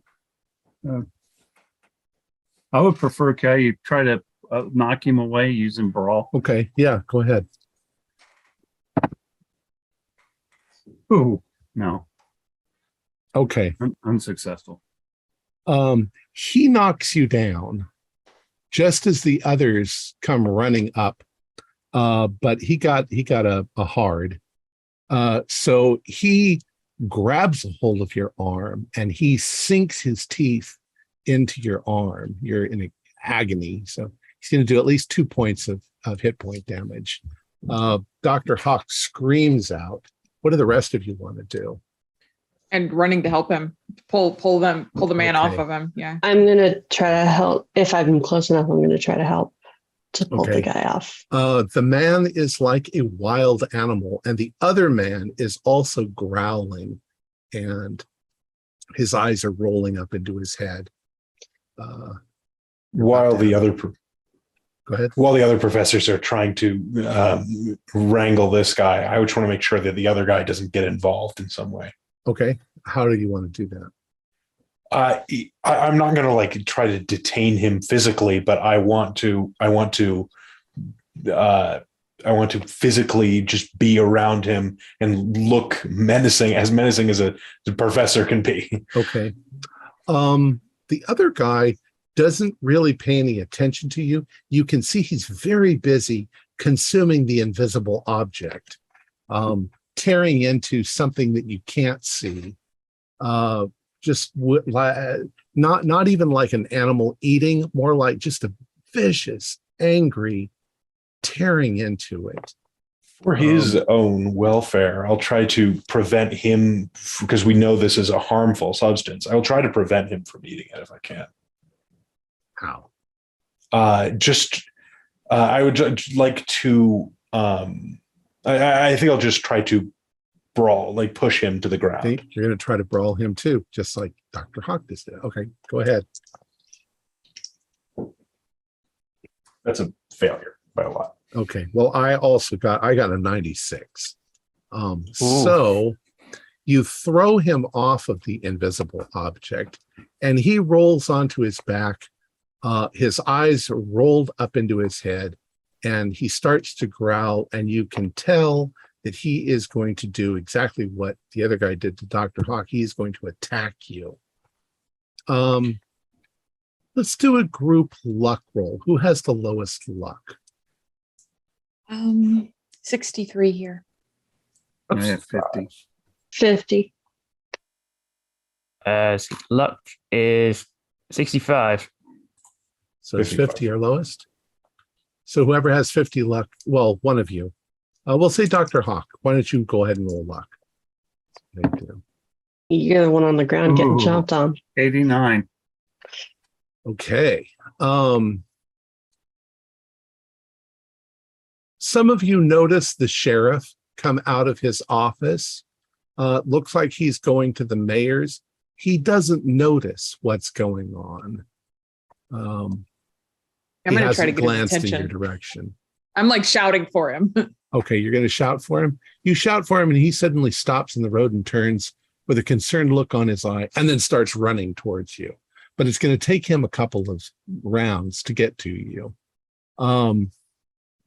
So Herbert, you push the guy off. So you've got around. What are the rest of you doing? Dr. Watkins, Dr. Clark, Dr. Swanson. If that doesn't consume all of my action by shouting, then I'll try to like just maybe separate the men, these crazy people. I was just going to put a hand on his shoulder. I pictured me with one hand on his shoulder and you with your hand on the other shoulder, and we were trying to pull him off Dr. Hawk. Yeah, something like that. Yeah. Yeah. Okay. In which case, he is you manage to pull him off, but he immediately turns towards Dr. Swanson with every intention of attacking and biting you with this purple stuff all over his mouth. What do you I want would to do? like to try to tackle him. Okay. That's just brawl. Okay. So fighting brawl.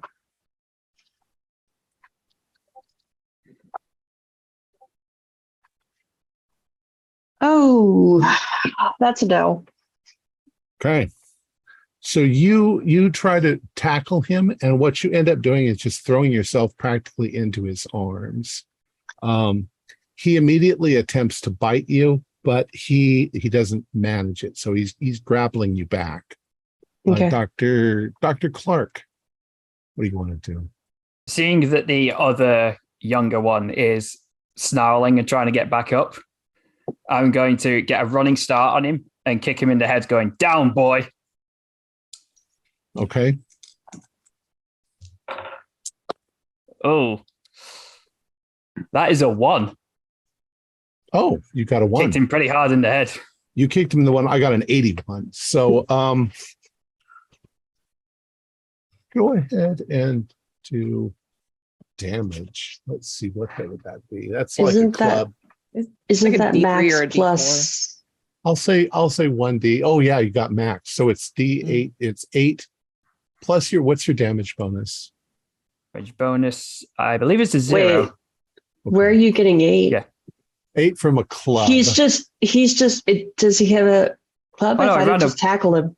Yeah, I just kicked him in the face. He kicked him. So that's like getting hit with a club. Oh, I thought that was like fighting brawl. Oh, blood Okay. damage, isn't it? Yeah.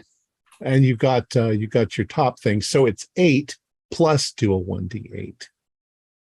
All right. That's a 4 on top of it. So that's 12 points.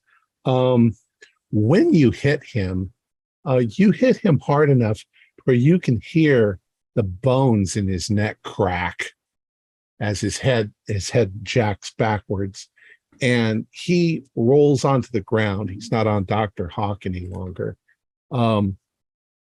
But his body is continuing, like nerves. It's like he's trying to scramble around, but he's no longer. He's probably in the process of dying at this point. The other one continues to scratch and fight. Wait, Doc- which one was that? What's that? I pulled the one off Hawk and it turned on me, Right, and Herbert had the other one, right? right. And that one's now got probably a broken neck. Okay. Dr.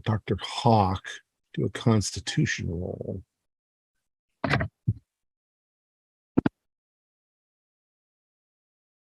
That's a fail. Okay. Dr. Hawk, you have a strange compulsion. You kind of want to know what that thing tastes like. I'll let you do a willpower roll to decide whether you have the willpower to resist. Yes, I would like to try a willpower.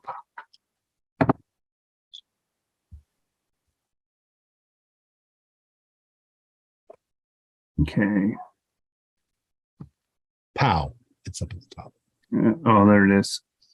Oh, that's another failure. Okay. So you're rolling over. You guys, it looks like he's trying to recover, but you see him reaching for the invisible thing, kind of with a dazed look in his eyes. Meanwhile, what are we going to do about the other thing that's by the way, by now the sheriff has come running up and he's like, what the fuck is going on? You know, like this. He sees the gore. I'll Go ahead. try to scream at the sheriff. These people need to be detained. There's something. There's something wrong with them. He goes for the younger one to try and restrain him. The one on the ground?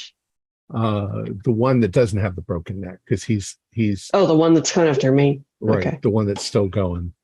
And he tries to grapple that one. So he's got him grappled. They're struggling.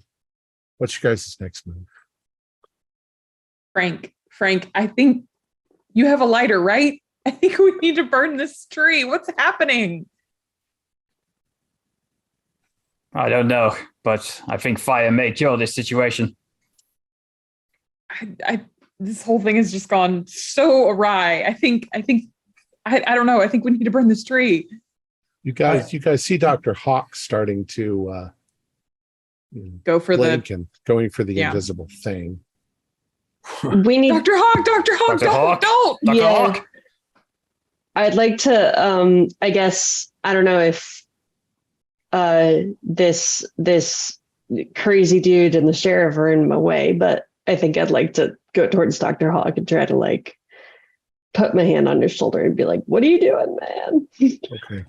probably Dr. try to pull Hawk, the as thing long away. as they're grabbing you and talking to you, you can mostly understand what it is they're trying to say. It doesn't reduce the desire you have to eat the thing, but you're not going to be violent towards them. I know this is a tense time, and maybe not the time for theories, but they said the tree branches were broken in a certain pattern. Was that something falling?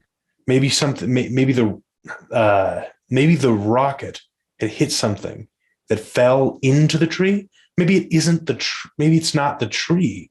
Maybe burning the tree wouldn't do anything. That's what You I want to was climb into the wondering. tree and look? Yeah, yes, So what I think happened to these two? we should actually. It looks like, and I will tell them about the galls and how it looks like something hit the tree and then like the tree grew around it, like it's sort of a protective mechanism. Is the So- ladder still here? What's that? They The brought ladder. a ladder. Yeah, the ladder is still there. The sheriff suddenly yells out, God damn it, as he's struggling with this guy, and the guy's bit into the sheriff's hand. God damn it. And he throws the guy to the ground, and he pulls out his gun, and he's like, now don't you move. But the guy keeps moving, and there's a moment of struggle between the two of them, and the gun goes off, and he puts a bullet in the guy's head, and the guy stops moving. Now people from the town are coming running to see what the hell's going on. Sheriff, you need to get this area cordoned off or something so that the townspeople can't get near the tree.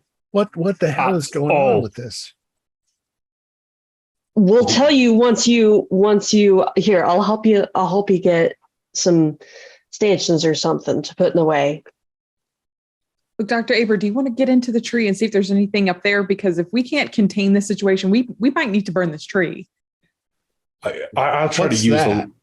The sheriff suddenly says, and he points to the area where there's nothing. Yeah.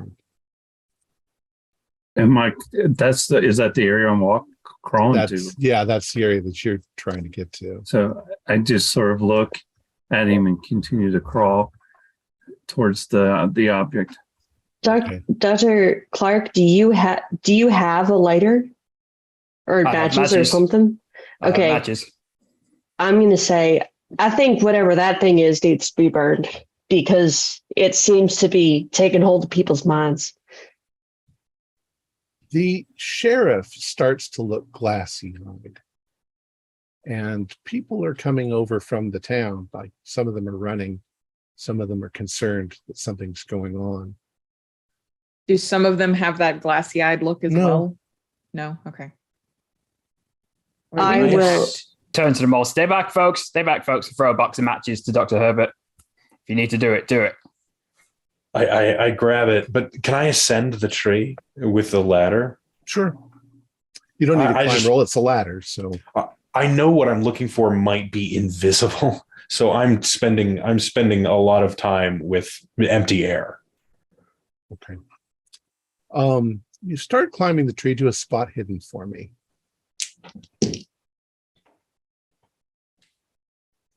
A failure. Okay.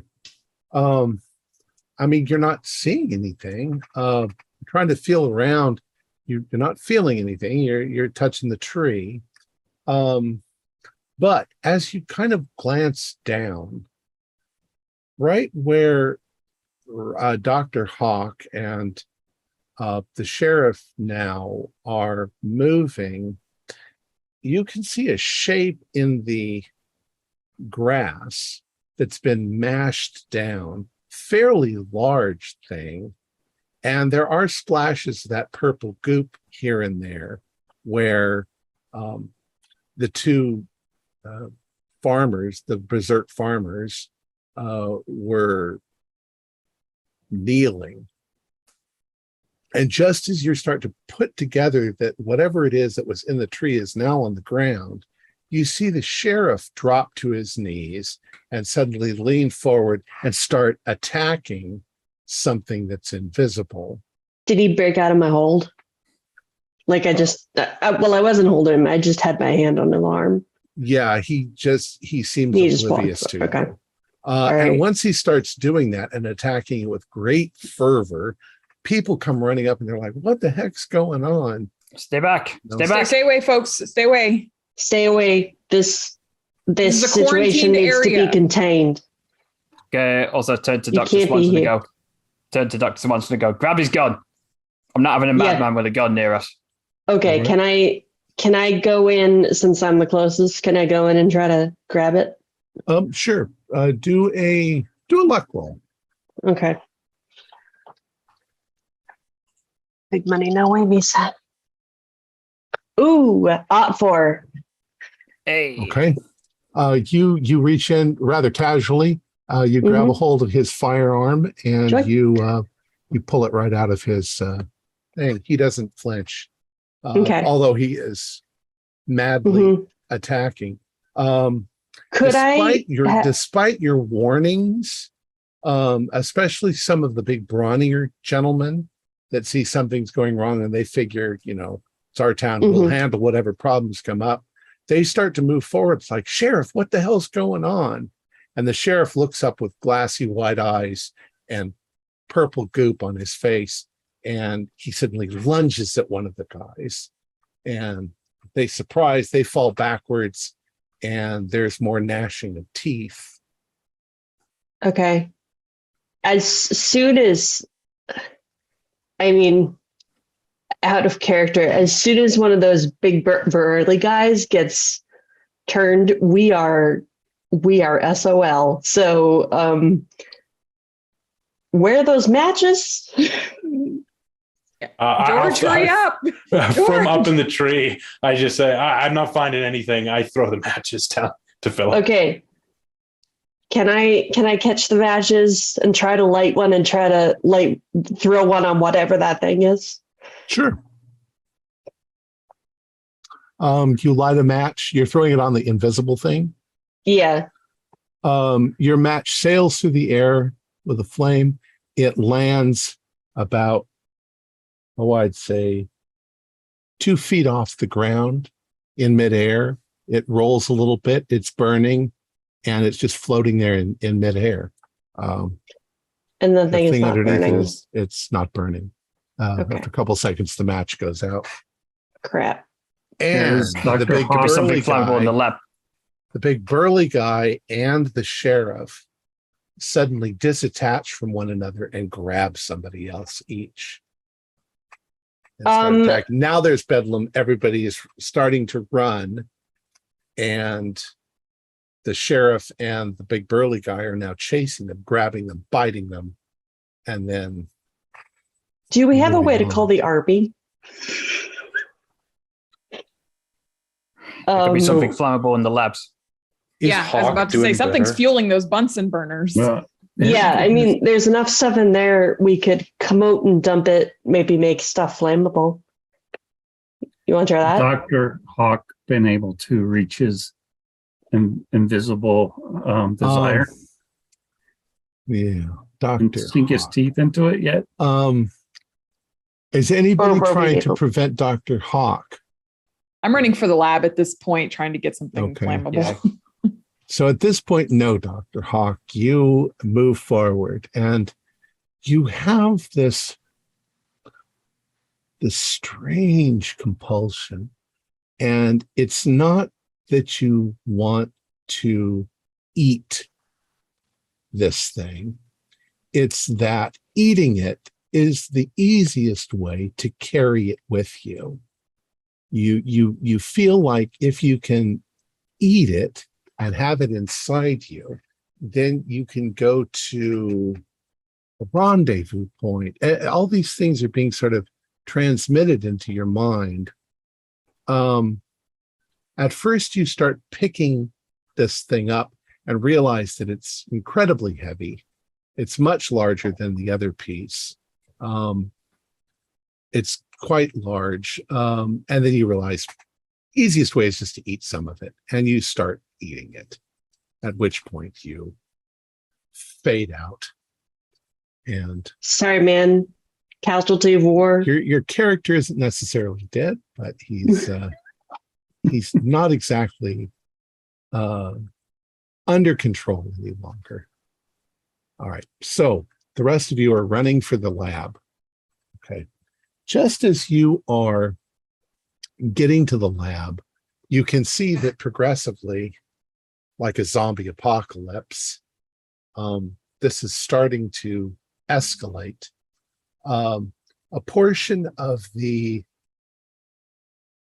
victims are attacking other victims. Those victims don't necessarily go out to attack others, but they head towards the tree, and they don't really pay much attention to the tree, except that you can see of them, some of them trying to tear the galls off the tree, which some of them are successful in doing.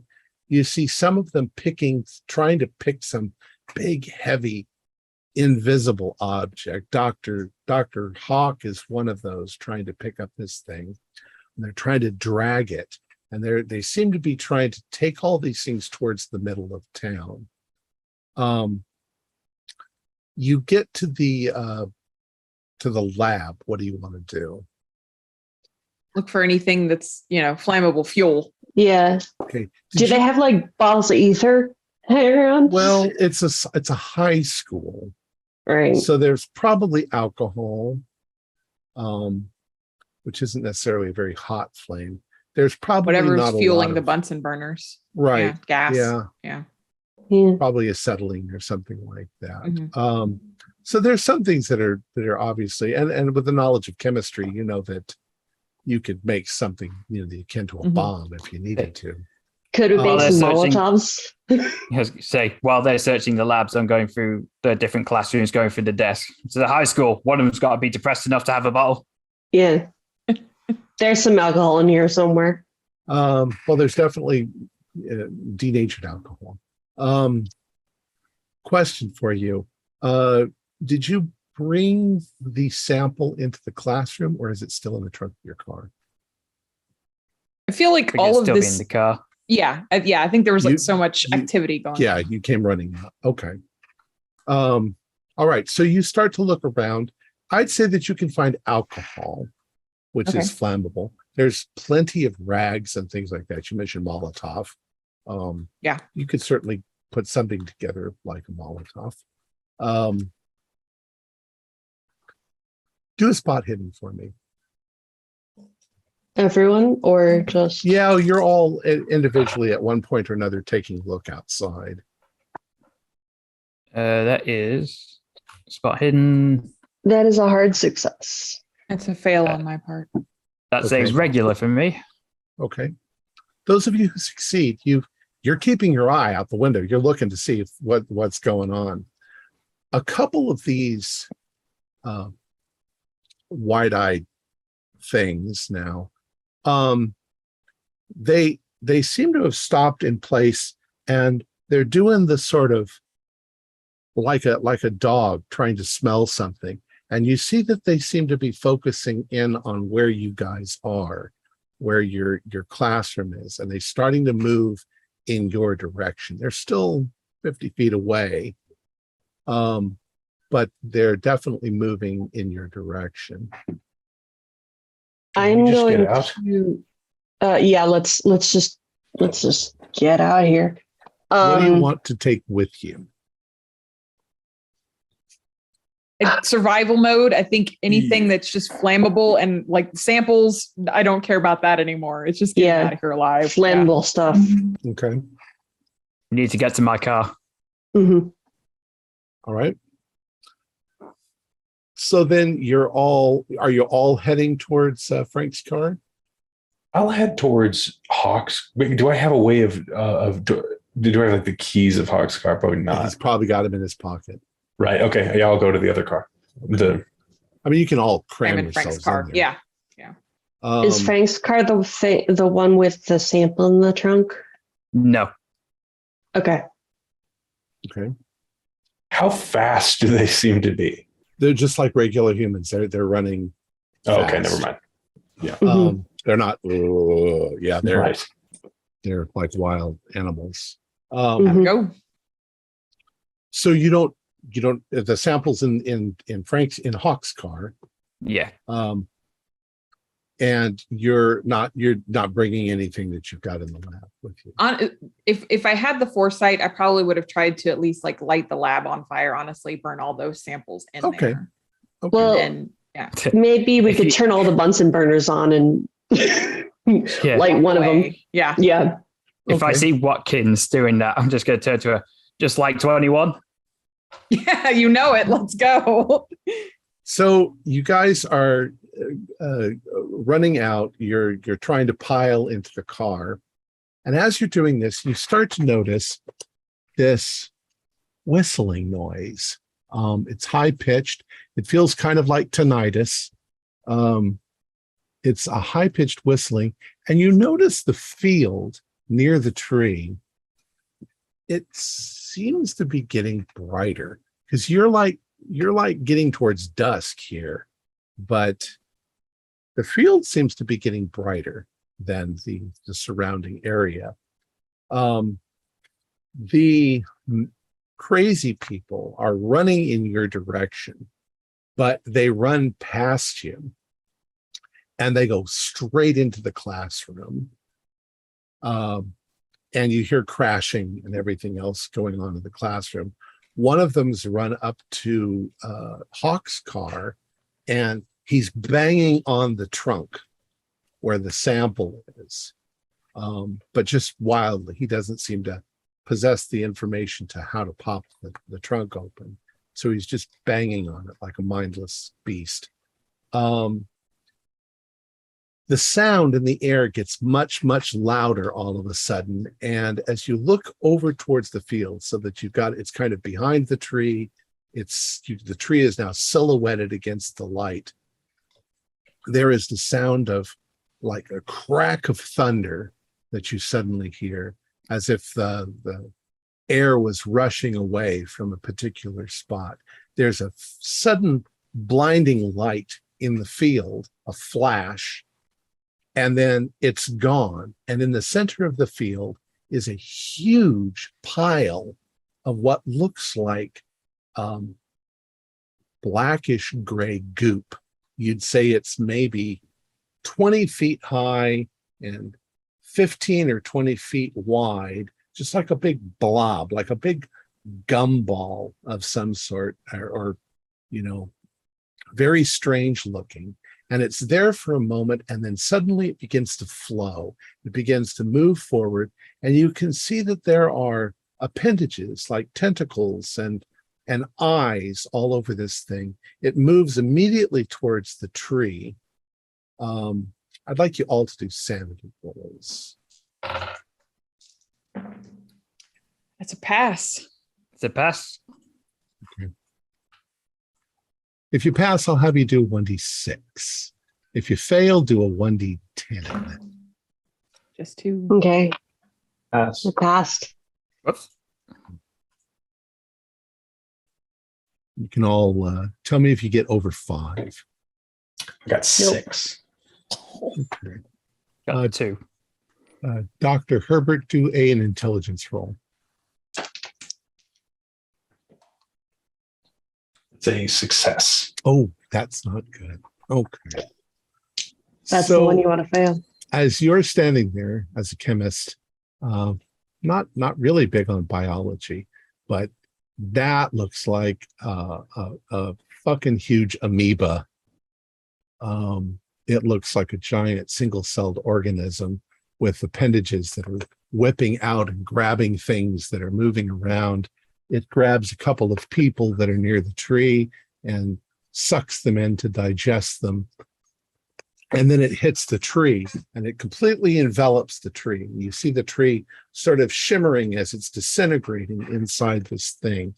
And for the moment, you're just standing there open-mouthed watching this.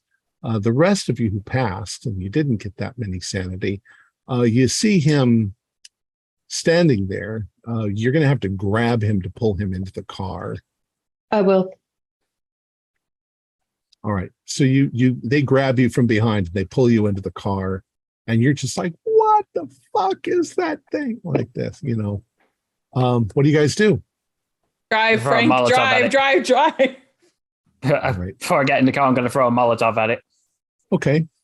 You throw a Molotov. Well, you'll have to, you throw it from the car because you're not really close enough to it at the moment. But Okay. as you pull out, you get close enough to it, you throw the Molotov. The Molotov hits the thing. You can see the splash of the alcohol and blue flames all around it. From the alcohol is usually blue flamed. You see that sort of up and envelop part of the side of it. It doesn't seem to have any reaction at all to that. But it immediately begins sort of rolling like the blob towards the classroom and towards Hawk's car. And as you're pulling out and getting away from it, it rolls onto the car. It smashes into the classroom. If there were flames, if you guys left the gas open, there might be an explosion. The classroom explodes. The car is dissolving inside this thing as it's rolling through the building and shattering everything. You pull the car around the corner and start on the main road through town.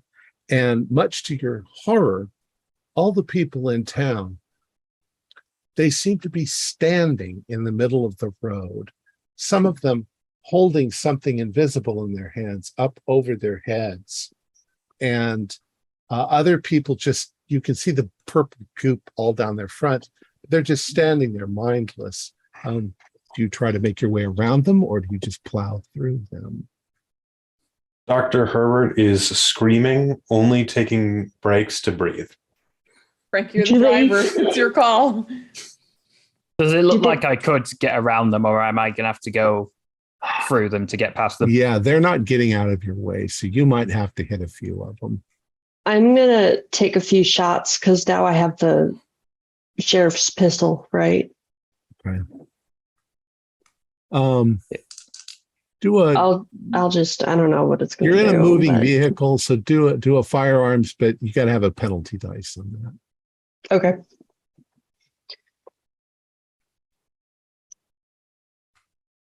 That's just the 10, right? Yeah. Ooh. 97. Yeah. Yeah. The car is, he's driving erratically. It's moving. You can't hit the broadside of a barn. Okay. Except for the barn. You hit the barn. Yeah, I'm just going to, for as few casualties as possible, just plow through this Okay. wall of people. You hit a couple of people. They don't bother to get out of your way. They get knocked down and behind you. Meanwhile, do you want to look back? That's a question at what's going on. Of course, I you're don't. driving, right? I'll Make a willpower roll to see if I look back. All right. I Fuck out of dodge. See if think you I can am. Keep your eye. I think Dr. I actually Herbert's passed as fixated as he is terrified of the thing. So I think he definitely looks. I passed Okay. my pal, so I'm going to say no. I'm just like straight Okay. ahead. I looked back because sorry. I think if anyone was following us, I wanted to take a shot. But Okay. I don't Well, think anyone's following us. Those of you who but- look back, you see this thing roll around, spread itself up. It rolls down the street and it hits the people, and you can see the people just giving themselves to the thing as it wraps itself around them, and they begin. There's a moment when they throw their arms up, and you can see them dissolve into like red goop inside the thing. It rolls around in the town. It smashes buildings and everything else. And for a moment, you think that it's going to follow you. Actually, it starts to follow you down the road. It's fast. It's faster than your car can move. But as you pass O'Neill's farm, you see it roll off the road and onto an O'Neill's farm, and immediately it goes for the various cows that had the stuff on it and smashing, and you guys pull out into the darkness and off you go. And that's the end of the story. Unfortunately, Frank, Dr. Hawk, you didn't make it. You were one of the people standing in the road holding something invisible up as the giant Shoggoth eats everything that's around. All right. Y'all deserve an explanation. Yes. Any Yes. guesses? Any guesses? Did it have So- something to do with Goddard's experiments? Mhm. I thought that maybe it was that Goddard's experiments shot something invisible out of the sky and it crashed into the tree. Bingo. That's what I thought. Nice. There was an elder thing that was observing the town from a height, and it was in invisible mode so that nobody would see it. And Goddard's rocket accidentally hit it, and it was enough pow to kill it and knock it out of the sky. Of course, it's very, very tough. So the elder things have a defense mechanism, a contingency if something like this happens. And what it is it releases a kind of pheromone into the air that causes anything that's infected by it to gather up the pieces. So the insects were all gathering bits and pieces of it and trying to take them to a central location. People, when they found it, they were trying to do the same thing. The cows, part of it fell in that field, and the cows began to eat it so that they could then take it to a central location. Because ultimately, the elder things would send a Shoggoth through a gate to come and collect all of the evidence. And that's what happens at the end. It comes to collect the evidence. So that's why I asked you if the sample was still in your car. Had the sample been in your car, the Shoggoth wouldn't have stopped. It would have come after you. and eaten you all. I'm sorry. I'm sorry, Tony, that you ended up dying right there. I mean, go insane, die. Yeah, I was It's Call of actually Cthulhu, right? yeah, I Yeah. was actually surprised. You guys are the only ones who've attempted to stop the zombie apocalypse from occurring. Most people see that start and they're like, And fuck just leave. this. Yeah. And they just run, they all run to the classroom, not realizing that they've got samples of that thing. So they end up coming after the classroom. They all end up usually surviving. But well, I've had one group that had samples in the car because they were going to take them back to Miskatonic. Not a good idea. That was very Anyway. good. Thank you, Tom. And the reason Yeah. why there's a lot of these that I have to change the names of. The name of the scenario is The Lurker in the Sky, which Yeah. gives the whole damn thing away. Why would you ever Yeah. tell the players? Central Tree is a good name for it. Yeah. A mystery called It Was the Butler. And the Central Tree is real. Rutland is the geographic center, and there is a Central Tree. Unfortunately, it was killed by Dutch elm disease. And so they replaced it with a big red sugar maple.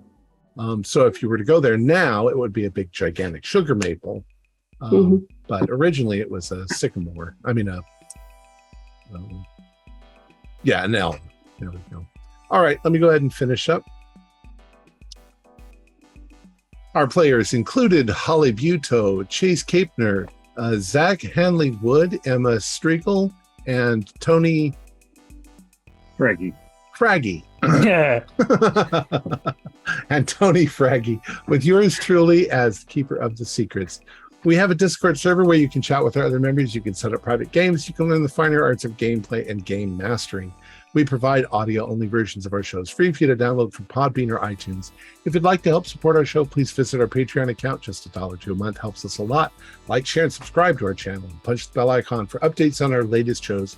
And leave us some comments. We enjoy reading them and answering any questions you might have. This is Tom Rayleigh, together with all the members of our gaming club, inviting you to journey with us once again into the darkness for another adventure into the universe of H.P. Lovecraft and the Call of Cthulhu role-playing game. Until next time, good luck and good gaming.